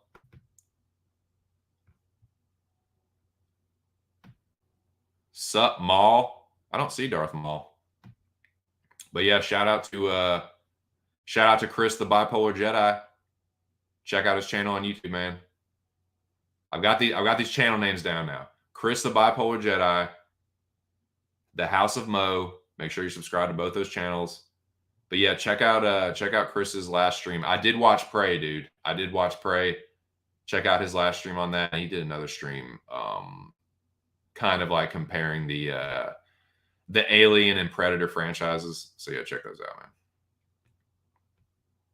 Yeah, he's probably Kutalaba's probably like right on the bubble. Yeah, that's a yeah. Reyes, that's whew, rough. That's a rough fight for Dom. You might get a decent line due to exactly. Because people like to shit on. People are gonna big up this, and this is what's gonna piss me off. People are gonna big up this Hill win over Santos, and then just people already shit on the Ankalaev fight against Thiago. But like, you can interpret it in two different ways.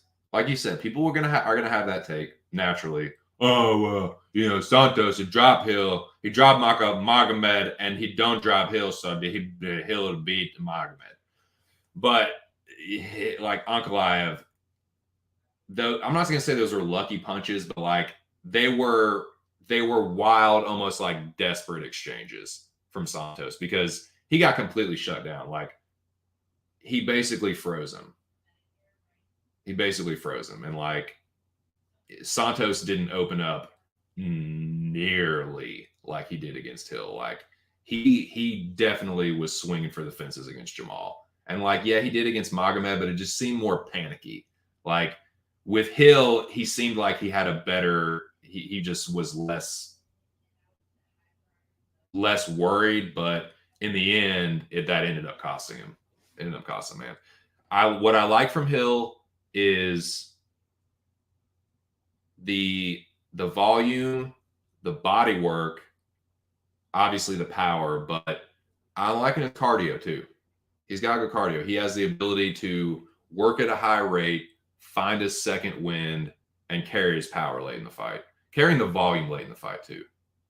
But I just like the stylistic matchup for Ankalaev.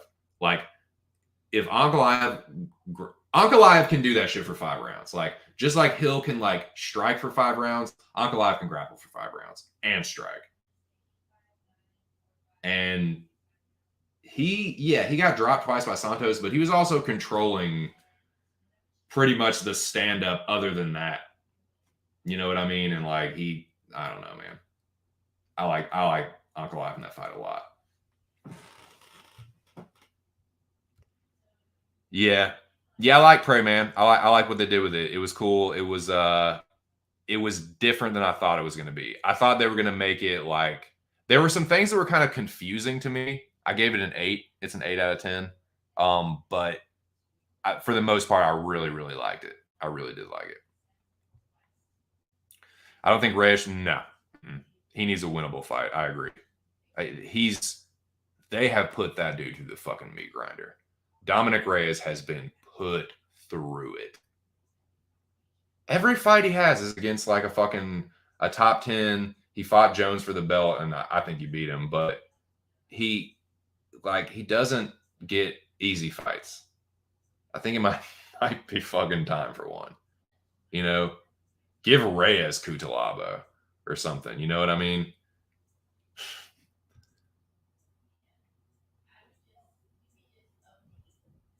Yeah, like he got flash knocked down. He got flash knocked down right back to his feet. It's not like his like eyes were rolling back and he like, was about to get slumped. Like Alvey was fucking done. Yeah, you get dropped twice and you still like make a case for winning that round. Like, I don't know, man. And that was, other than those two moments, Santos did nothing. That was literally the only two moments of the fight. Like, Santos rocked Jamal Hill a couple times. Like, one time he rocked him pretty bad. And like the commentary didn't say shit about it. Like, they kind of acted like it didn't happen, but he was on skates for a second in that fight. So I think it's a good matchup. I think Hill will have his moments against Ankalaev. There might even be a moment where he drops him, but like that might even be where Ankalaev starts to take over with the grappling. Like gets into, because I just see, even if something like that happens, I see him diving for an ankle and then just ending up on top. And I think he's much better than Santos at his top game and holding guys down. And yeah, I think Hill will be a fish out of water. Like it'll kind of be like the Paul Craig fight, except with Ankalaev on top. And it's just he just will look levels above, in my opinion. But hey, man, I don't want to fucking dog Hill too much after a win. That was an incredible victory against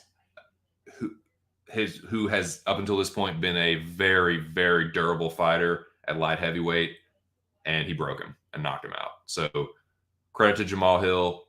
He got the job done. I don't really have to eat crow because I picked him by knockout, but yeah, I'll eat a little crow because I bet Santos.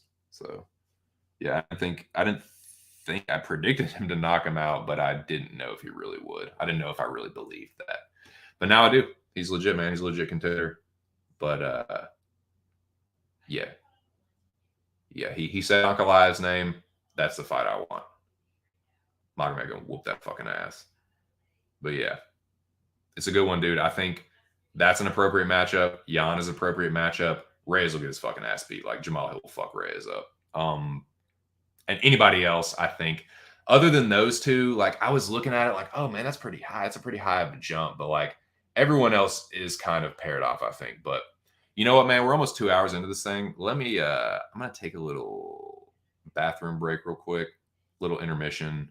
The stream is probably not gonna go on for too much longer, but I want to look at the light heavyweight division, look at some of these matchups that have already been made, and kind of just play matchmaker a little bit. But yeah, man, it's been a good stream so far, man. A lot of traffic. Had 12 people in here at one point, double digits a couple times. And, I haven't been live for that long. On the last stream, it took me like 3 or 4 hours to get 10 people in there. So shout out to you guys. Yeah, no, that's the thing. Like, if he is too, like if he fights him like he fought Santos, I don't know what could happen. But hey, dude, Ankalaev is real leg kick heavy, and he's a good counter striker. So Hill can sometimes, I don't know if you guys notice this, but he will, when he lunges in with he'll kind of lunge in sometimes with punches and leave his chin up in the air. And Ankalaev is a sharp counter striker. And the reason that Ankalaev didn't look that great against Santos is because Santos was scared to fucking throw anything, man. He really didn't open up much at all. He was kind of just like frozen against the fence. And if Hill is starts to like get predictable with going to the body, Ankalaev is just gonna fucking hit him with a right hook, man. He's just gonna fucking no look right hook him. And that I don't know, man. I think Hill could potentially get clipped against Ankalaev.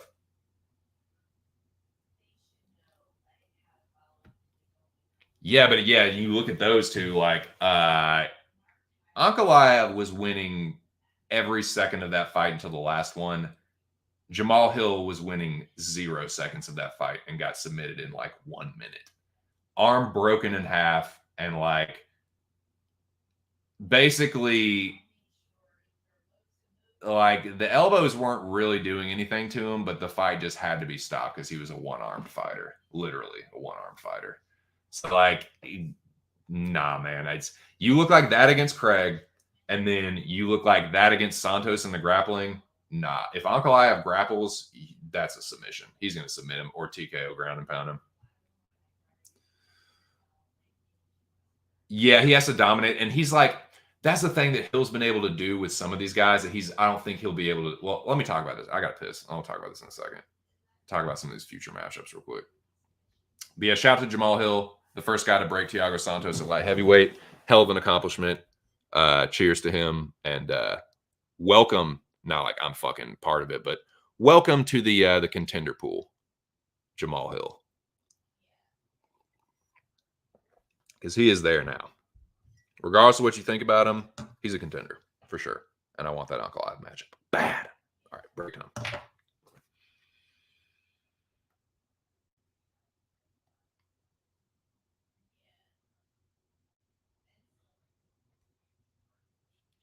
But yeah, it's been a good stream, man. Shout out to you guys. I appreciate the support. I'll be right back.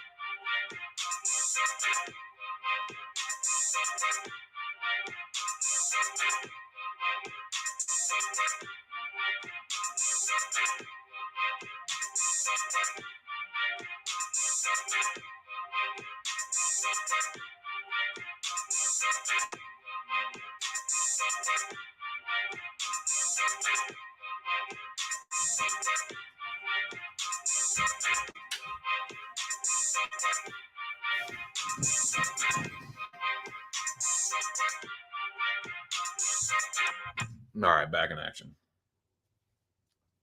So, where were we?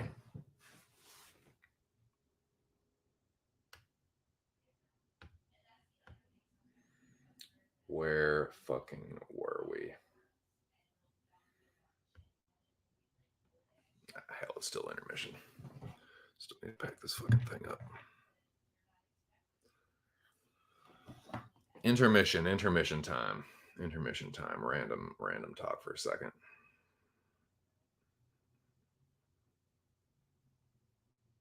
Oh, that's a great matchup, dude. That's a fucking great one. Yep. Appreciate it, dude. Yep. Yep. That was it took me a little while to make that. It took me like probably 3 or 4 hours on GarageBand. My first time using the motherfucker.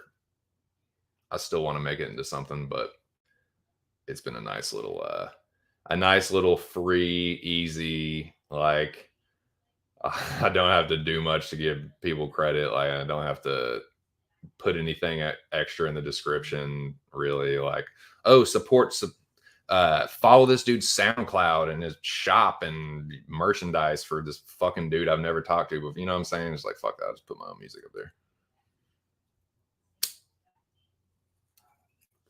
Rather promote my own shit. Dance, ho, dance. Bands that make her dance. All right, but yeah, just token up here a little bit. And then I'm gonna play just gonna play matchmaker a little bit in the light heavyweight division. As you can see across the bottom, shout out to all the people that donate to this channel. It's greatly appreciated. It goes a long fucking way, dude. So yeah, shout out to Bo, shout out to Ear. They're the two most recent. And shout out to everyone else that has contributed to this channel, both monetarily and with engagement in the chat. It's awesome. I appreciate it. It's why I do this shit, man. To talk to you broads and broadettes. Now, I'm going to pack this again, and let's talk light heavyweight division real quick. And we've been talking about it, but yeah, let me go and just see for myself. Look at these rankings. And we've pretty much gone through it, but I'll just kind of give my final thoughts, and then we'll kind of move forward. I'll give my little gambling recap, and then there's not much to tell. I pretty much already told it, but then we'll move along. UFC rankings. UFC rankings, low power mode. Let me just plug this in.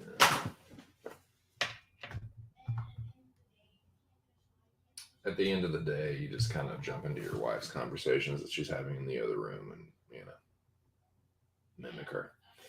No, okay, Here we go.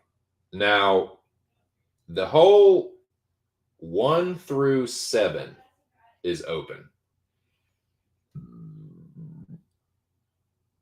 1 through 7 is non-booked.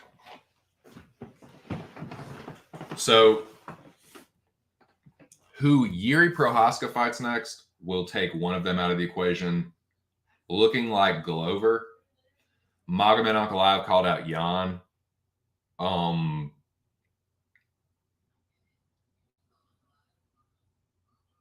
Jamal Hill's ranked number 10, right? I do think he's a contender. I think that he will beat Dominic Reyes' fucking ass. I think he would likely beat Anthony Smith's ass, but Smith is hurt. So take Smith out of the fucking equation. Smith is fucking hurt. Volkan just fought Krylov, so he's out. Although that I wouldn't hate that matchup just if he hadn't just fought. So yeah, I want the Ankalaev fight. Do I think that Ankalaev needs to fight Jamal Hill? No. I want that fight because I know people are calling for it, and people are like, people are going to be really high on Jamal Hill. I would love to see Ankalaev just derail that fucking hype train. But Ankalaev beat Santos first. He just beat Anthony Smith, who's ranked ahead of Hill. If you're looking at it from a rankings, it's just like the rankings don't mean all that much, but I think he would be fighting down a little bit. Like, Ankalaev is pretty much, if he's not fighting for the belt next, he's one fight away from it. I still think Jamal Hill needs one more. Yeah, a win against Ankalaev would get him there, but if Ankalaev didn't take the Hill fight, I don't think you could really fucking fault him too much, to be honest with you. Like, if we're talking about who Hill should fight, like from a meritocracy standpoint, from pure meritocracy, not standboydom, I think he should be fighting someone like, you want to make it off someone else's who has got to win, but I really think he should be fighting someone like Rakic. Or if Anthony Smith hadn't got hurt, I think he should be fighting somebody like Anthony Smith. But he did just beat Santos. Santos is ranked number 6. I think he would beat Dominic Reyes' ass. So I don't hate him getting matched. He's going to, like, will move up. He should move up. There's no reason for him to stay ranked number 10. So that should get adjusted. He should probably, if he doesn't take Santos's spot, he should be like right there. I don't see any reason to move Reyes up. Vulcan moved up a spot. You could still have him right ahead of Vulcan. Like, you should honestly, Vulcan should be number 7. Jamal Hill should take Santos's spot. And then, with that, number 6 versus number 3, that's very appropriate. I don't see any problem with making the Ankalaev fight. I want the Ankalaev fight. And I don't know, man. It's kind of like splitting hairs. Like, he's not fighting down too much for him to take that fight. And I want that fight anyway. So yeah, fuck it. Fuck it.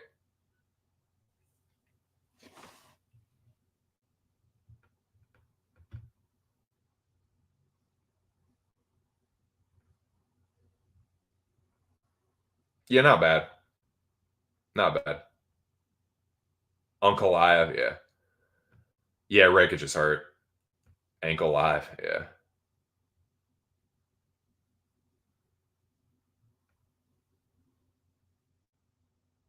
Oh yeah, Vulcan just beat Paul Craig. Yeah, he's fighting. Yeah, he's fighting Krylov. That's right. For a UFC 280. That's right. Yeah. Yeah, Ankalaev. Fuck it, let's do that next.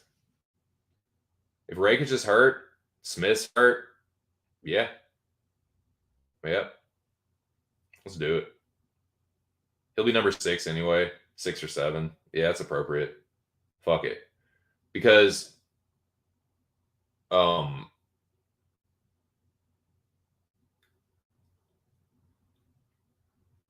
yeah, that's fine with me. I don't blame Ankalaev if he wants to fight Jan or just wait for the winner, I guess, of the next championship fight, which is yet to be determined. But that's the other thing too, is like, I don't know what to make about this whole fucking Glover thing, this Glover and Yuri. Like, yeah, I mean, I guess give Glover a rematch. I don't like giving rematches when the dude gets fucking finished, though. Yeah, it was close. It was back and forth, but it wasn't like a greasy split decision or anything. Like, Yuri choked him out, and Glover's like 42. I don't know, man. I'm kind of getting sick of the fucking 38, 39, 40-year-old fucking contender bullshit. Like, get Ankalaev up in there, get some of these younger dudes up in there. So yeah, if they want to make Hill versus Ankalaev and the winner get the next shot, but I'm sick of these recycled old man fights. I'm sick of Jan in there again and Glover. I'm sick of Jan and Glover. I guess that's what it is. I realize it. I'm sick of Jan and Glover. I'm sick of the plus 40-year-old. I'm sick of that shit. I'm sick of it.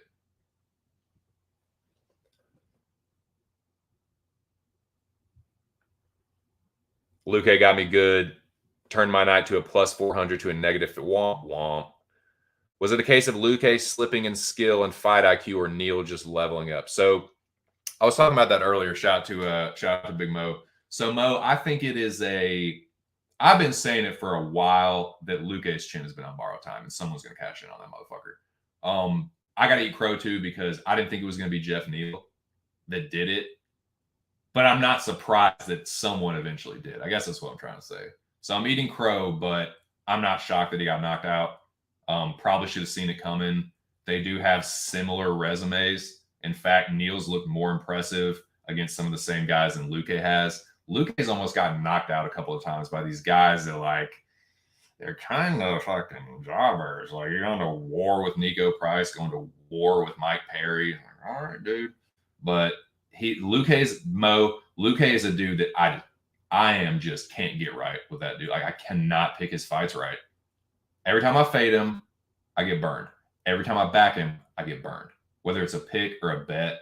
Like I'm glad that this leg didn't cash, because I talked a lot of shit about the Ultimate Fighter, and if Pagua had been the one leg out of 6 that fucked me, I would have been sick to my stomach. But Luke would have busted it too, so I don't feel too bad about that. But like, yeah, man, for Luke, I just think it was a long time coming. Neil had a great game plan too. The left crosses down the pipe and the uppercuts, like 2 punches that a high guard is going to do nothing for. Like Luke is a punching bag. He's been durable so far, but the dude just like, he just puts his high guard up and you can just beat the shit out of him. So I'm not too stunned, but I thought that, like, based on the way that Neil has looked, and I don't know, man, it's a bad pick, bad bet. But hindsight's 2020.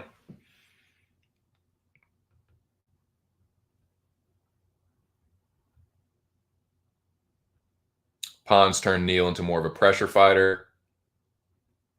Jan versus Ankalaev, Hill versus Craig too. Yeah, it's another one. Because I think, dude, if you had asked a lot of people before the Volkan and Paul Craig fight, if you had said make Volkan versus Hill, people would have laughed and be like, "Oh, Hill's gonna knock him out." But dude, look at how Hill looked on the ground against Craig, and look how Volkan did. It was just night and day. So like, there's a lot of parity in this division, and the people that just are so fucking certain their dude's gonna get it done, you're crack smoking, dude. You're smoking fucking yellow rocks, because on any given night, any of these guys can get it done, because it is the second closest division to, yeah, the guy can be winning a fight, but these dudes have equalizers. It's not quite as bad as heavyweight, but there's more technique. The dudes still have equalizers, and there's more technique to it. So, yeah, there's any given Saturday night with light heavyweight, for real. So, yeah, I wouldn't mind the Craig rematch. You know, anybody think Volkan, like, you know, who would most people pick in Volkan versus Hill? Most people pick Hill. But, and you can't use triangle theories, but I'm just saying, man. I'm just saying.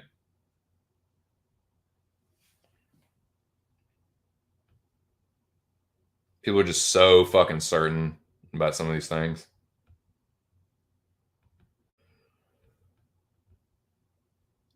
Tough, Jan, Ank, Hill will fight 2-1 left without a dance partner. Yeah. Luke made Neil look like the faster punch. Yeah, dude, no shit. Yeah, it was wild. Wild, dude. Like 9 uppercuts in the fucking row. Yeah, he just no parrying, no slipping, no rolling, not even like turning his fuck out. You'll see some boxers, they'll have a high guard, but they will like turn away from the punch to like, and put their forearm in the way of their chin. So like, they'll have the high guard, and then they'll kind of like pivot their torso to get the block more in front of their chin. I don't know, man. It just, he just has that one style of defense. It's like the one style fits all, but it just cost him. He's a heavy bag. He's there to just be fucking beat on. Definitely. Big time. Neil beat yeah, he did. He fucked him up. Yeah, he's good. He's definitely a good striker, man, for sure. Mo agrees with the general. Yeah. So yeah, I'm interested to see what happens, man. It kind of seems like it's going to be a rematch for the belt. With that being the case, whatever happens with Jan, if they make Ankalaev versus Hill, like I said, right now, with some recency bias sprinkled in there, I think that the sexy matchup is Hill versus Ankalaev. But from pure meritocracy, it probably makes a little more sense to make Jan versus Ankalaev and to maybe make like the Hill versus Craig rematch. Or Hill versus Hill versus Krylov is already booked with Vulcan, but Vulcan fight wouldn't have been bad. But yeah, I don't mind the Ankalaev fight either. As an Ankalaev stan, yeah, fucking bring it. He will ragdoll Jamal Hill. But we'll see, man. We'll fucking see. General Stan, what up? You may enter.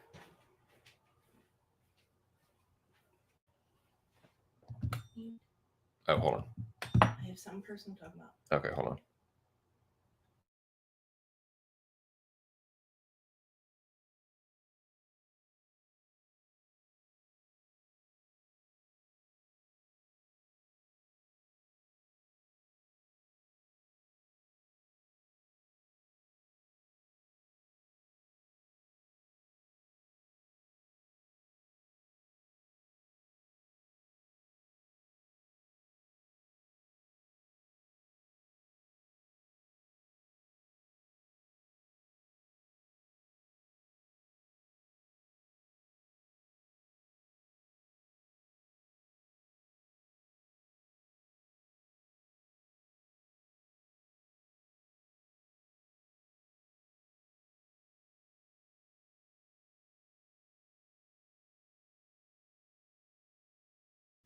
Sorry about that. I had to handle a little personal business.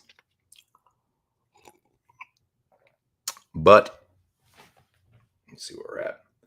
So yeah, I'm really interested to see what happens in the division, like which fights they make next. In a perfect world, hell, I'd like the Hill fight, but in a perfect world, I think that if they make Ankalaev versus Jan and he beats Jan, he is just like locked in for the next title shot. So as far as who gets him to the belt quicker, I think it's Jan being a former champion. But if they make the Hill fight, dude, I'm not going to bitch about it because I think it would shut a lot of fucking haters and doubters up to see him fucking smeesh Jamal Hill, which I think he will if he grapples. But yeah, that's about all I got for today, boys. The money that I made last weekend, I broke the losing streak last weekend with the grease. Let me put this shit up real quick.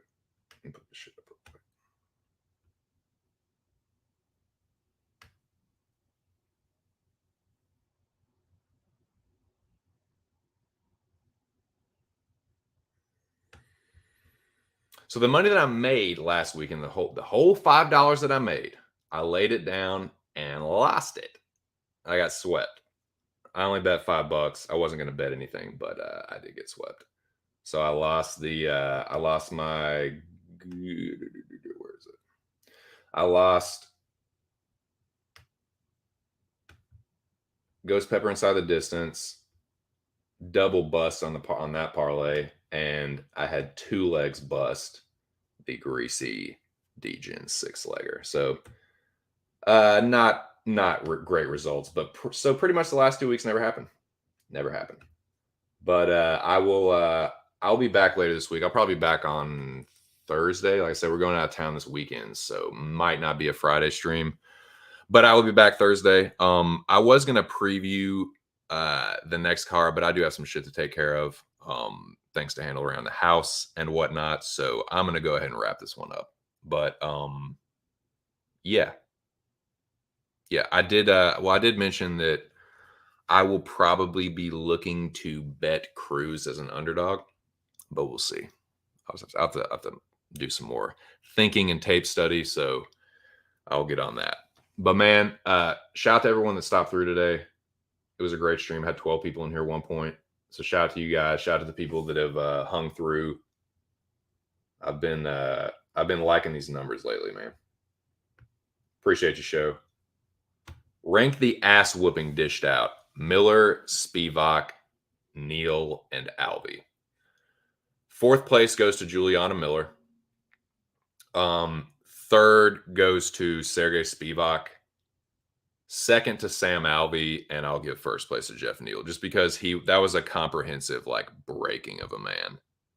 Alvey is pretty much a shell. Like he's pretty much a husk that is there to be fucking cracked.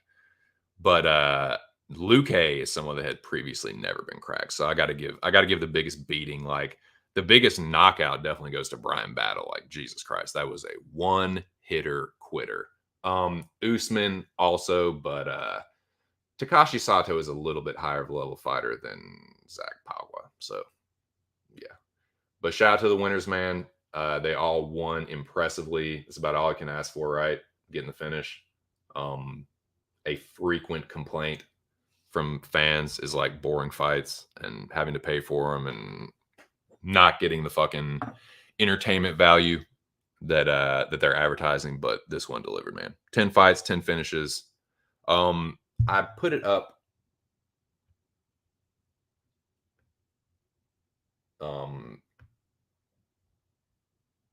Sneak peek. Nah, I gotta get out of here, unfortunately.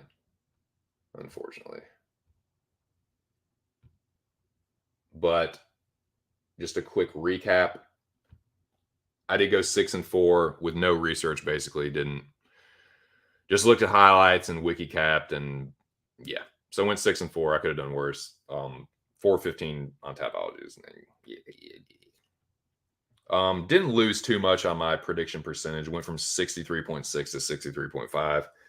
That's my total on Tapology, and the total for this year, not great, but ever so slightly putting a little bit more of a gap in between my wins and losses for 2022.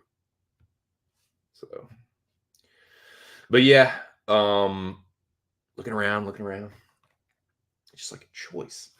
So yeah, I'm gonna get the fuck out of here. Shout out to everyone that came through. Y'all are the shit. I'm gonna play us out here. Y'all are the best, man. I'll be back Thursday most likely, but I'll put out a tweet and let everyone know. Shout out to the Arkandome. Shout out to the Rabbit Dog, Mr. Arkansas. Shout out to you guys, man. Hope y'all have a good week. Good luck with your tape study and your greasy little plays, man. I hope everyone cashes this weekend or this week if you're betting on Contender Series. I'm gonna do a little research myself just so I can have a little bit more of a background when the fights start. So yeah, man. Good luck. Appreciate everyone that came through. Shit, man. Have a good rest of your day. Get this ready. Excuse me.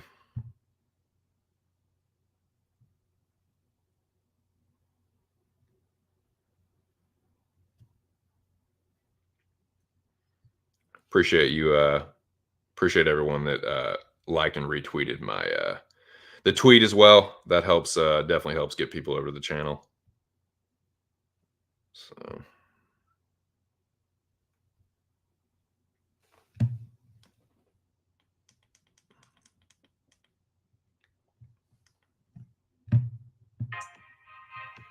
All right, man. It was another great stream. Shout out to everyone that came through. Once again, shout out to Arcadia. Shout out to Mr. Arkansas, the Rabid Dog. Shit, boys. That's about all I got to say. Have a good week. Good luck.